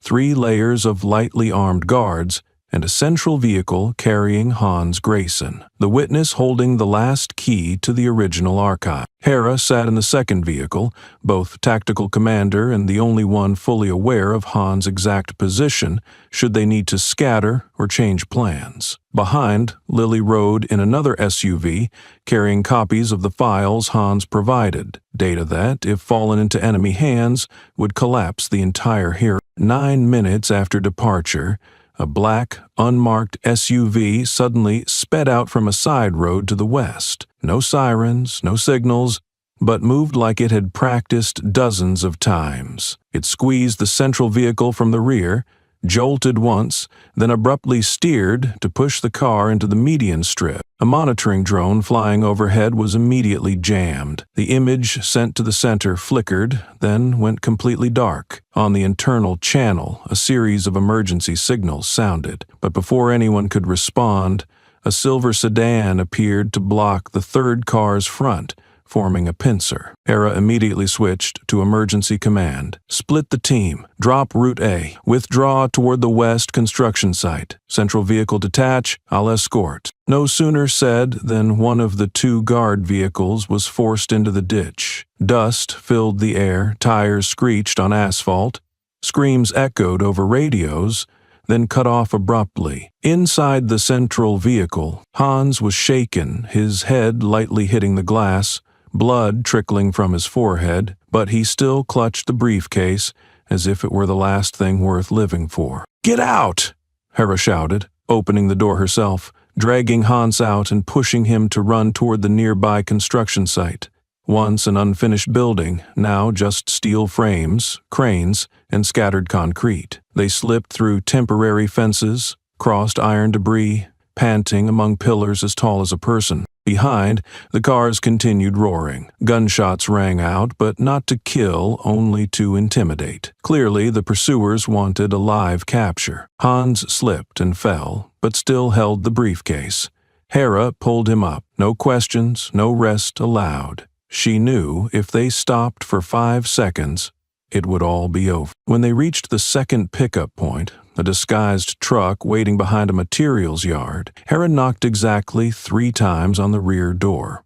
The driver opened, recognized them, pulled both inside. The door closed, and the vehicle sped northwest. Hans slumped, breathing as if about to tear his lungs apart. Hera removed her mask, handed him a bottle of water, then leaned against the truck wall, knees trembling but eyes wide open. "Still holding?" she asked, not looking at him. Hans nodded. His hand shook violently, but the briefcase never left his chest. At that moment, they both understood. Hans's life was no longer just personal. It was the final condition for the whole truth to be told, and they had kept it, amid a chase without cameras or witnesses, only a determination not to let darkness win again.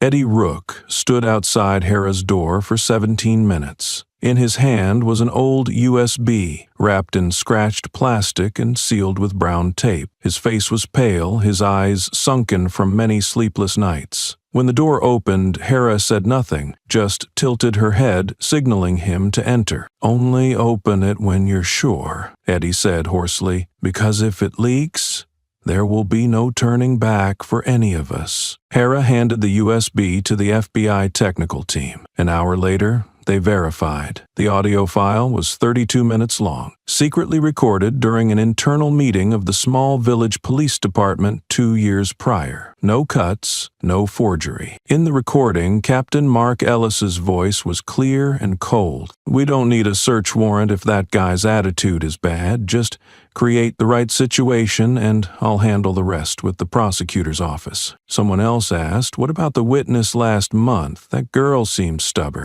Ellis paused, then laughed. transfer her file to social services, label her mentally unstable. If needed, move her out of the district. Next were agreements to clean up the East Side, where residents were mainly Black and Latino. Ellis spoke as if reading a city cleanup plan, not lives of people. No objections. No interruptions. When the tape was played back in the hearing, the room fell into thick silence. The sound through the speakers was chilling and undeniable. Each voice on the tape had someone sitting below, hands clasped, sweating despite the room's mild temperature. Maya did not look at anyone. She stood by the screen, silent, eyes cold as steel. Lily sat in the back row, gripping her pen tightly, her heart beating with every word spoken. Hera did not blink. She had heard this tape twice before, but here, before the public, before the law, every word felt etched into the walls. Captain Ellis sat still, not angry, not denying, just a slight glance toward the lawyer on his left, very slight,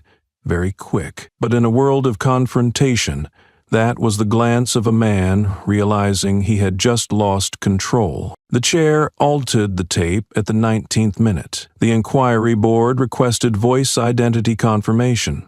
The defense lawyers prepared to object, but no one on their side spoke. No one dared. The order Ellis had built for years through threats, manipulation, and silence was broken, not by gunfire, but by his own words. No one had expected Eddie to appear at that hearing.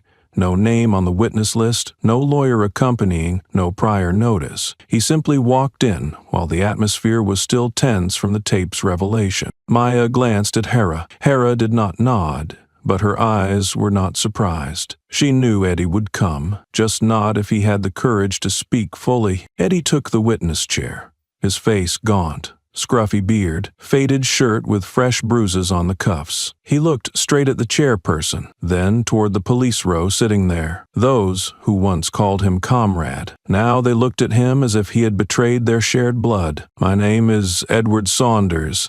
I was patrol officer number 487 at Small Village Police Department. I served from 2010 to 2021, he began, hoarse but clear. I once believed what we did was to maintain order, that orders from above, even if shady, were for a greater goal. He paused, as if to breathe before diving into the hell of memories. But I was wrong. I witnessed and participated in fabricating evidence, falsifying reports, and suppressing citizens. I rewrote files, turning victims into perpetrators. I watched a 14-year-old boy pushed face down to the ground just because his eyes darted too much. I said nothing. I stayed silent too long. The room was so quiet one could hear the air conditioner wind brushing the curtains. A veteran officer behind clenched his jaw, gripping his chair tightly. Ellis kept his expression unchanged, but could not hide a subtle twitch near his right eyebrow. Eddie continued. He described how internal meetings were mere assignments on who handled whom, how they learned to avoid cameras,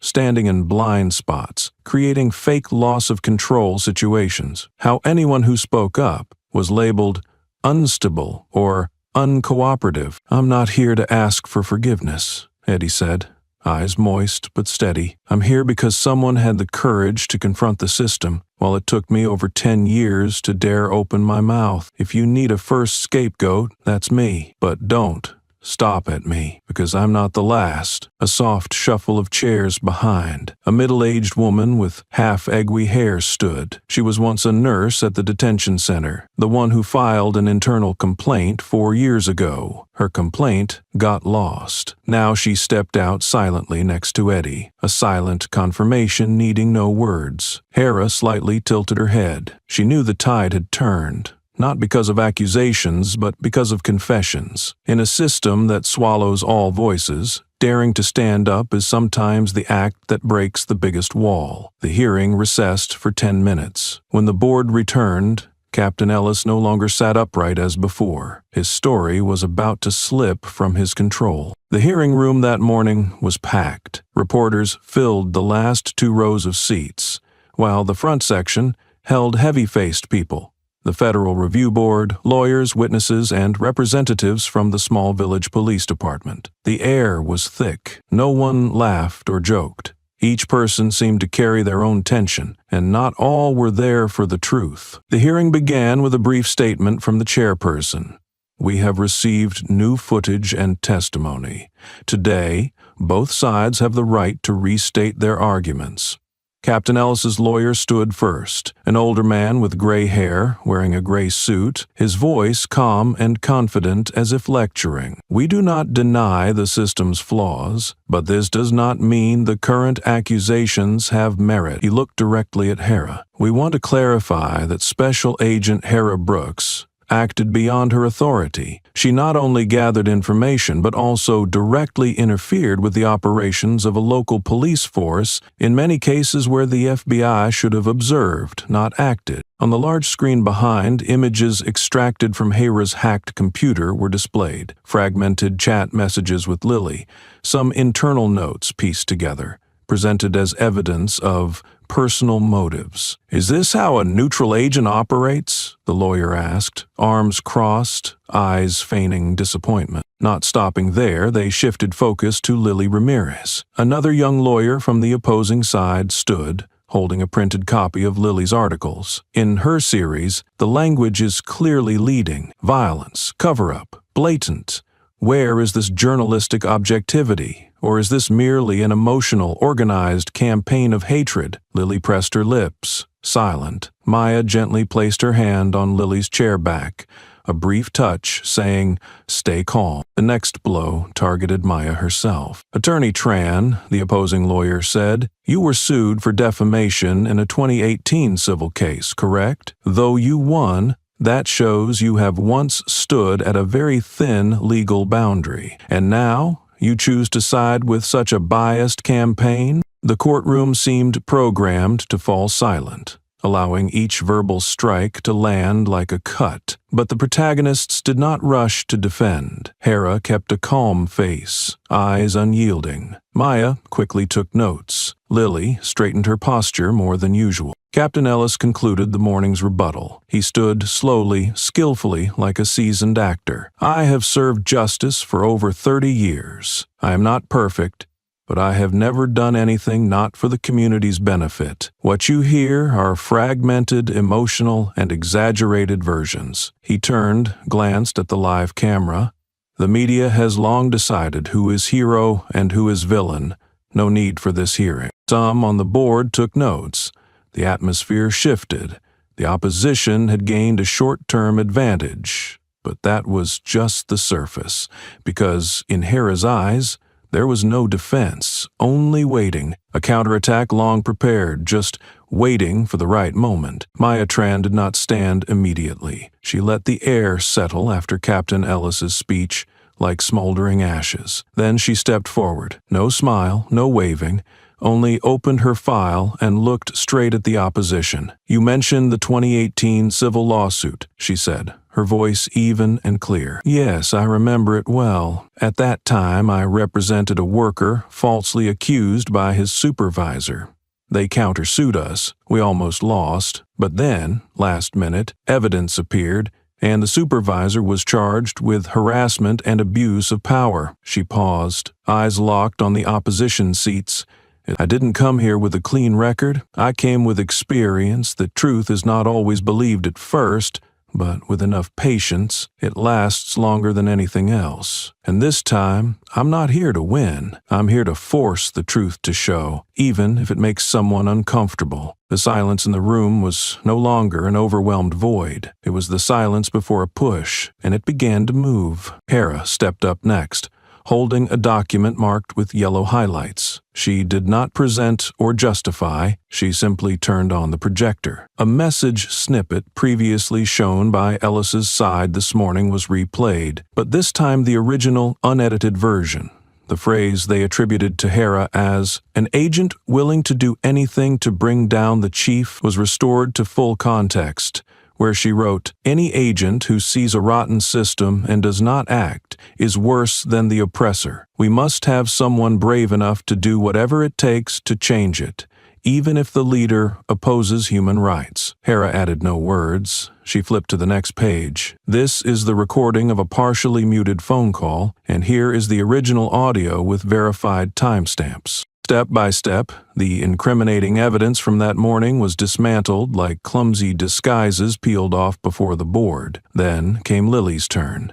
She did not use printed materials. She held a thin, spiral-bound, worn notebook. "This is my work diary from February to April. It clearly records the day I was followed, the man who appeared at my door at 3 a.m., and his license plate, which has now been traced to a contracted security officer of the small village police department." She didn't read the entire diary, just opened to one page and held it up. The page showed a collage cut from security cameras, recording Lily sitting and writing in a cafe and a strange man secretly photographing from another angle. The image was printed from the cafe's camera and authenticated by an independent technician. Then came the most memorable moment.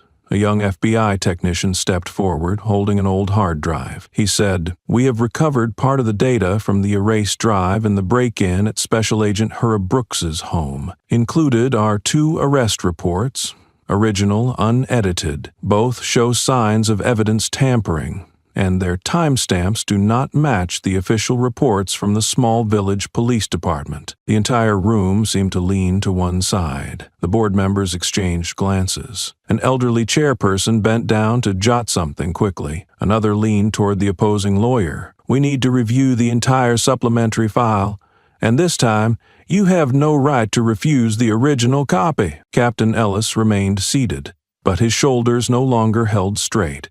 His hands swerved, clasped inside his jacket, and for the first time it was clear he no longer controlled the hearing. The trial was not over, but the momentum had shifted. Truth did not need shouting, it only needed to be present at the right time. Hans Grayson's house was no longer as quiet as before. After being suspended by the small village police department, he became a name caught between lines, no longer part of the old system, yet not accepted by the righteous faction. Every morning, when he opened the door to get the newspaper, Hans no longer heard greetings from neighbors, only doors closing quickly and cold steel-like stares. 3 days ago, an envelope was slipped under his door. No name, no sender's address. Inside was a photo of his daughter, standing in front of her elementary school gate, every strand of hair clear, taken from the opposite car seat. Below the photo was a scrawled line, "You understand the consequences of betrayal,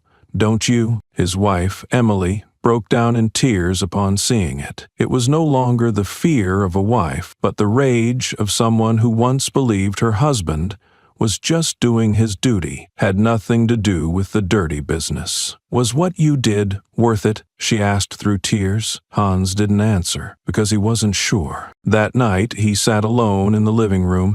His uniform hung in the corner closet, seemingly staring at his back.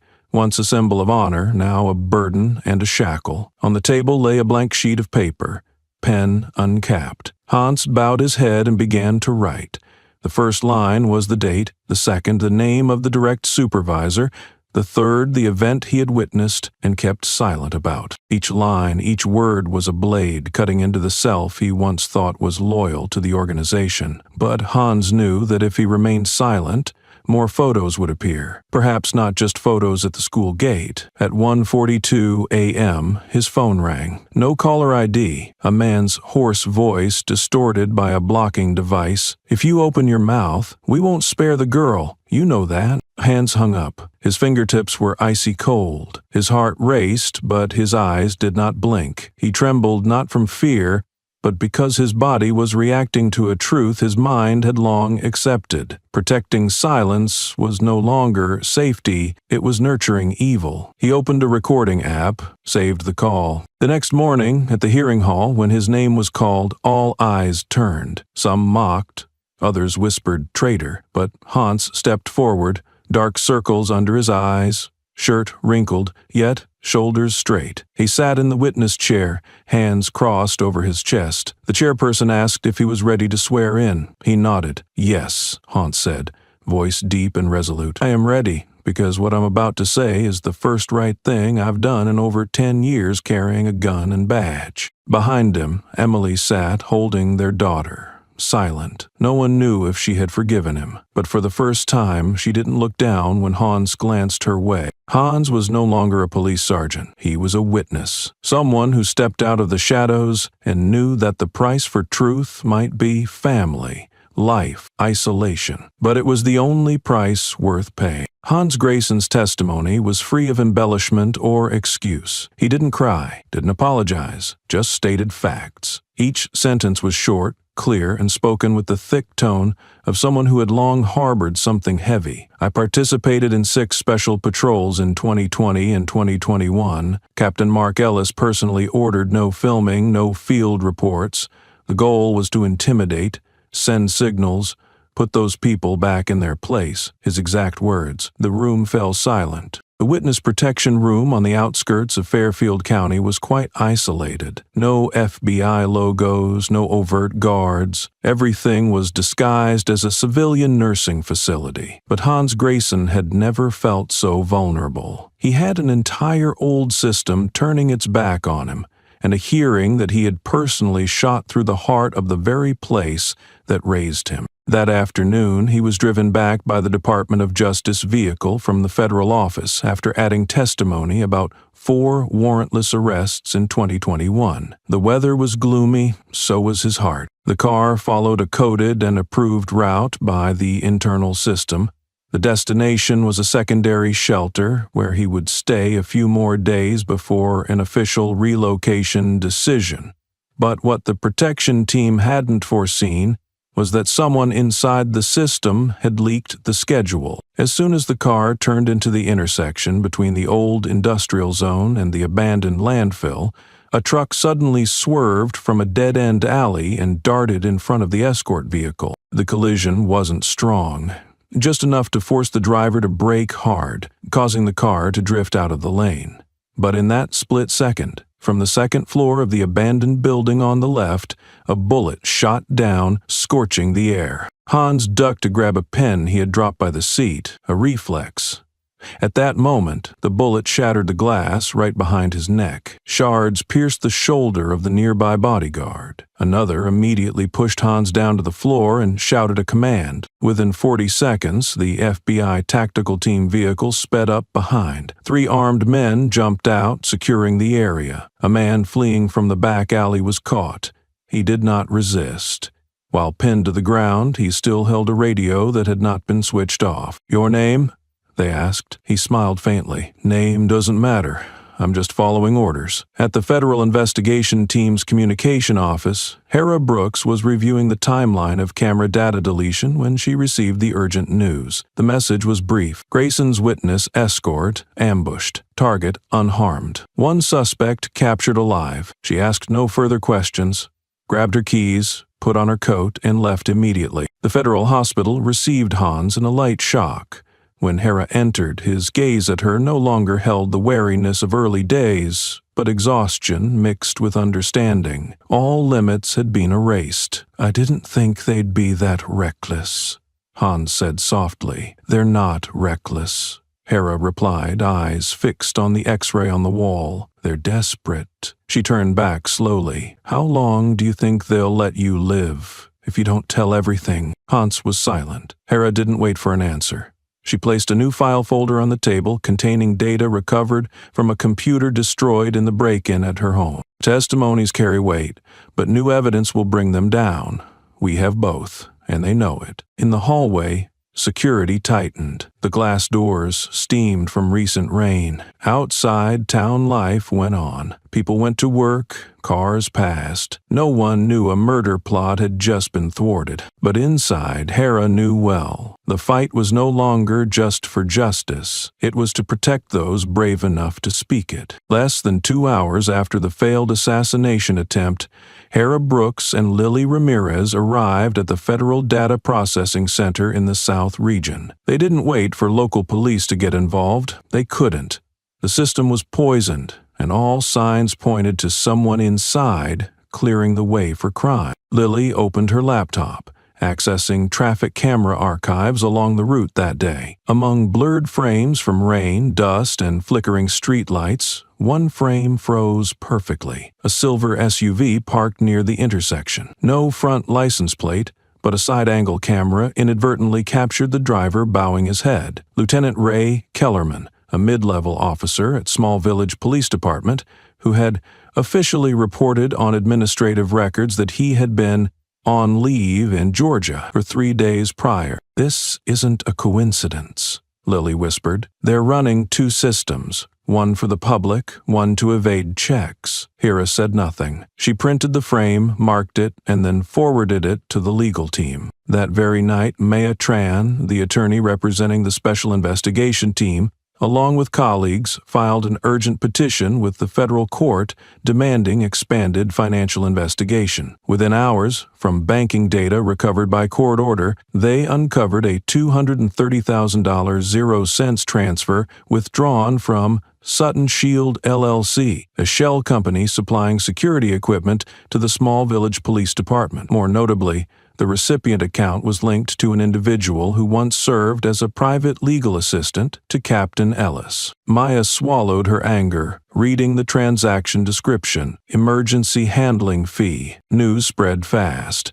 A national TV report early the next morning emphasized, "Key witness in Small Village police investigation survives armed ambush. Signs point to involvement of former police insiders." On social media, hashtags Protect the Witness and Small Village Truth surged to trending tops. Thousands shared photos of Hans sitting in the escort vehicle with a broken rear window, a blank stare.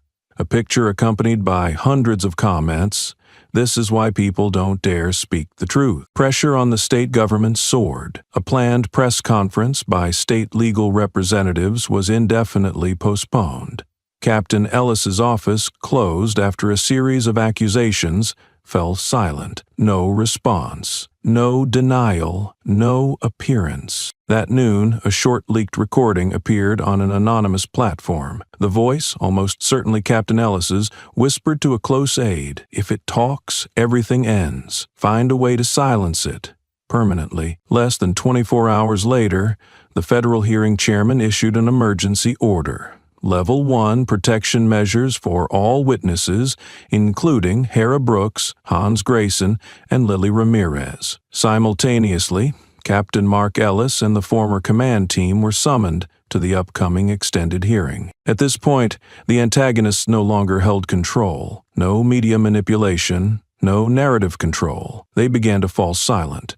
Not out of control, but seeking escape. But Hera knew that fortress was cracked, and every crack, once appeared, could not be sealed again. The operation to arrest Captain Mark Ellis came without warning. There were no sirens blaring, no flashing red and blue lights like in TV dramas. Everything was done quietly and efficiently, just as he had run his power manipulation network for 2 decades. 6 unmarked black SUVs stopped in front of the gray brick mansion on the northern edge of town. At 5:43, when the door opened, Mark Ellis was still in his pajamas, holding a cup of coffee in his left hand. He did not resist, did not ask why. He simply set the cup down, slowly put his hands behind his back. 2 federal officers twisted his arms, handcuffed him, and led him out, head bowed like any ordinary suspect. The image, camera flashes firing repeatedly, slippers dragging on the stone porch, immediately appeared on all major news channels within an hour. For the people of Small Village, it was something no one had dared imagine. Mark Ellis, the man once called the shadow of the law, the one even City Hall had to consult before passing policies, now bowed his head and left his home like someone with nowhere to cling. 3 other key officers were arrested in the same operation.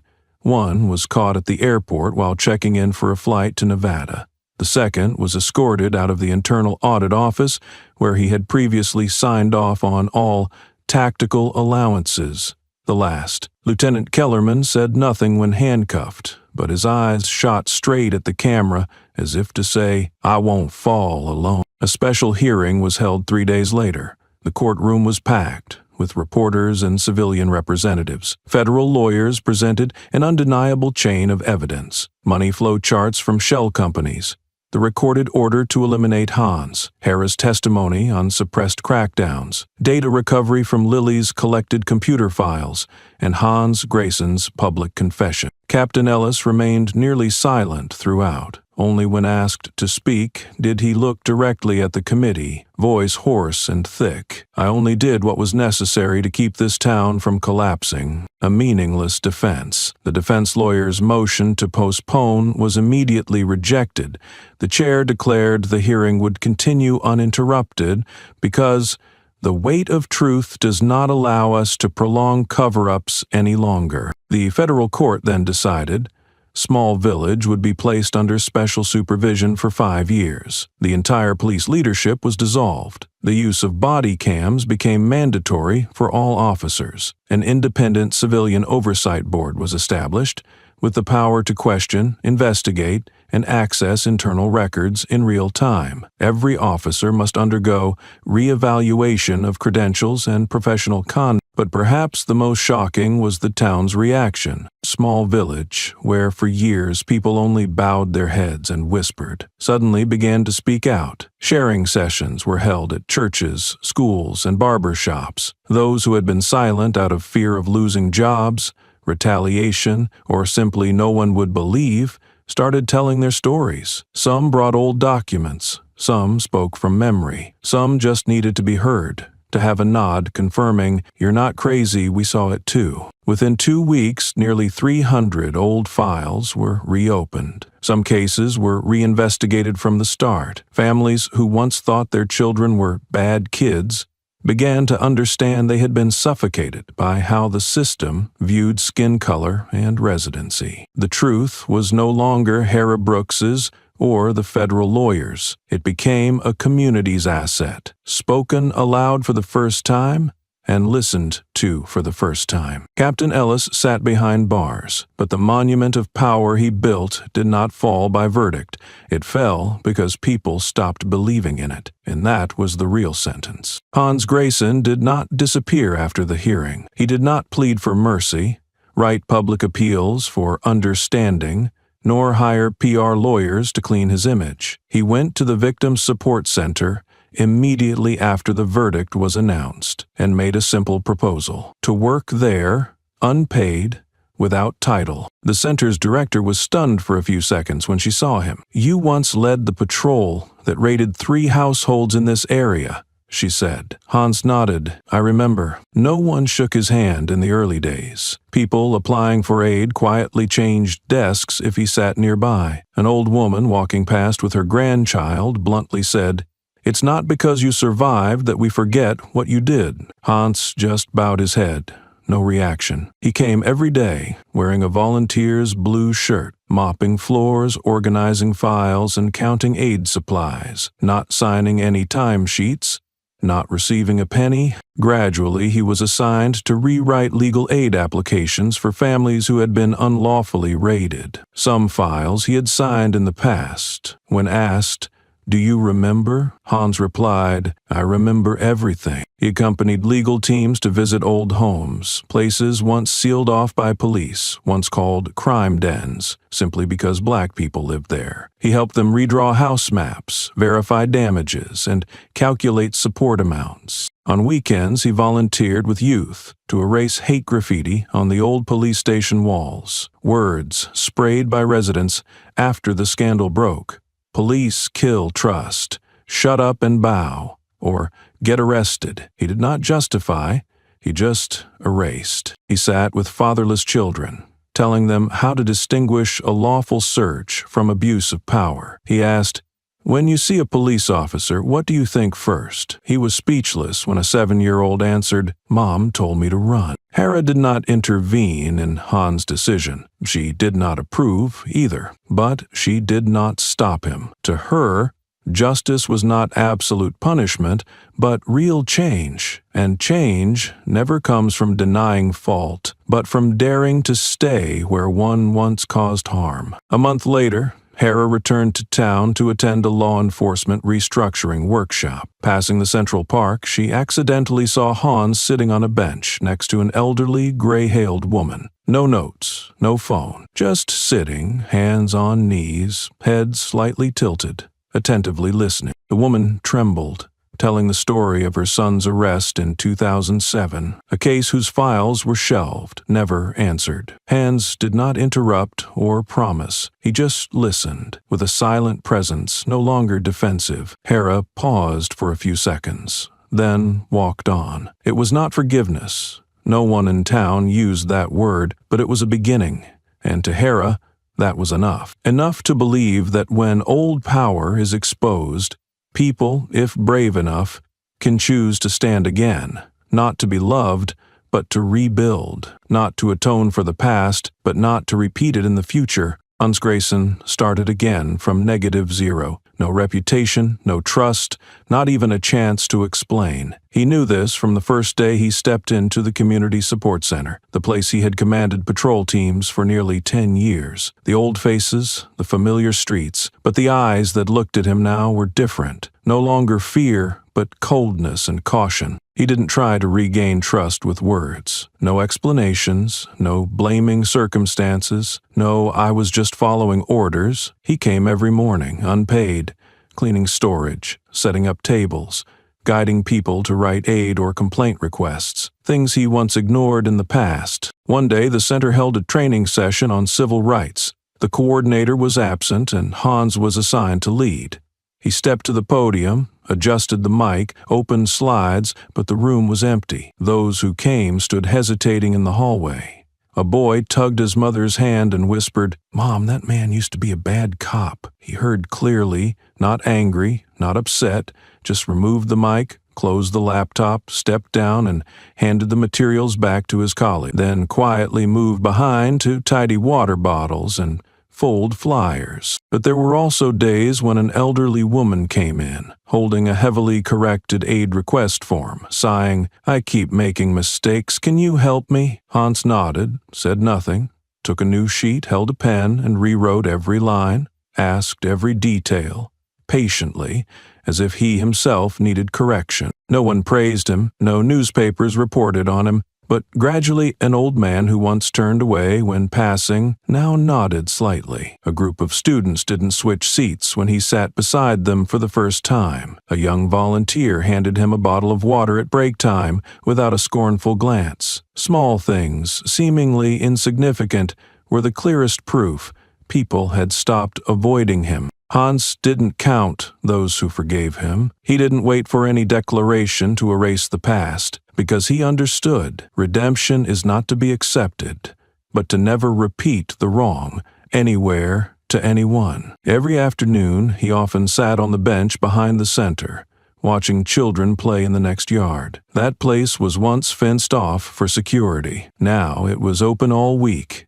A child ran past, turned and asked, "Uncle, are you a cop?" Hans smiled, shook his head. "I used to be. Now I just help people write requests." And for Hans, sitting there, starting over, quietly, without praise, was the only way to keep going. Even if no one looked back, he chose to stay, because for the first time he was no longer doing it for the system, but for others, and for himself. Hera Brooks left Small Village on a gloomy morning, when gray clouds covered the government housing rows. No farewell, no speech. She packed her belongings into a single rolling suitcase, leaving an empty office with only one paper taped to the door. Truth does not walk alone, but we can lead the way. No one saw her off, but through the glass, she saw Lily standing far away, not waving, just nodding. The nod of someone who had waited 10 years to believe justice would return to this town, not by force, but by those resilient enough to stand firm. Hera transferred to another state, continuing investigations of similar cases in similar towns, because she knew Small Village was not the only place ever strangled by silence and fear. But one thing she carried from here that couldn't fit into a suitcase: the belief that some truths, even buried, can survive if someone is determined to seek them to the end. Lily Ramirez stayed, She continued writing. Her investigative series, Decoding a Silent Town, was used as teaching material in some journalism schools.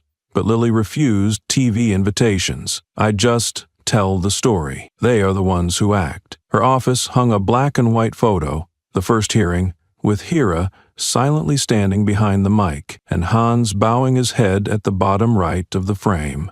No caption. Just one line. "Silence is also evidence, if we know how to listen." Maya Tran opened a small legal office in the eastern town, the former black spot of the police. The sign was simple. No logo, just a handwritten wooden board for those once cast out of the story. She worked with a group of young recent graduates, providing legal support to families harmed by abuse of power. No government funding, no interviews.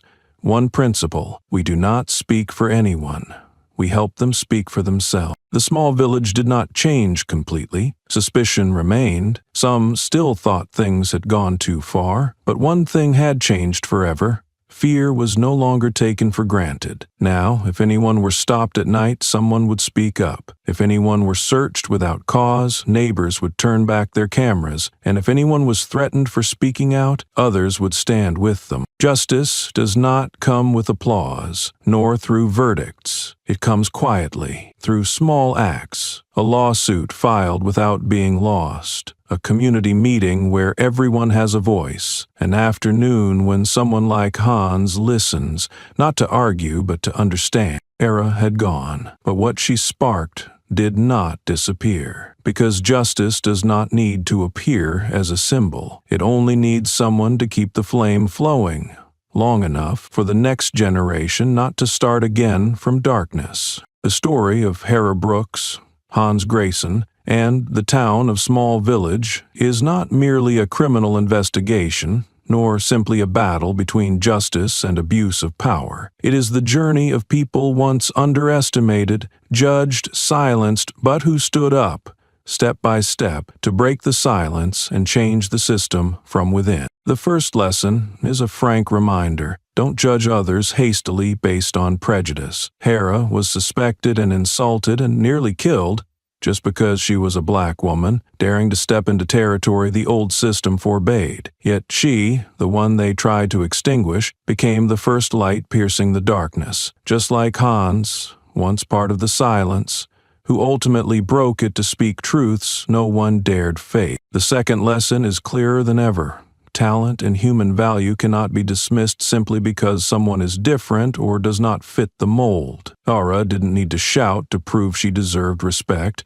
Her calm integrity and courage to face danger were the strongest proof. Maya Tran, a Vietnamese-American lawyer, didn't have to loudly oppose discrimination. Her sharp strategy and arguments made the entire system silent and listen. They are those who don't seek the spotlight, yet their actions force the light to shine on them. And the final lesson, perhaps the most powerful: justice always finds a way to win. It may come slowly, it may come after losses, falls, even blood and tears, but if someone dares to keep the fire alive, dares to speak out, dares to fight wrongs no matter the cost, then ultimately truth will be heard. Have you ever been misjudged because someone didn't understand you? Have you ever been underestimated, sidelined, but silently proved you were better than they thought? If this story reminds you of an unjust moment in your life or makes you reflect on someone overlooked because of prejudice, please share it. Let the story of Hera, Hans, Maya, and Lily be not just an event in a fictional town, but a wake-up call for awareness, courage, and persistence in yourself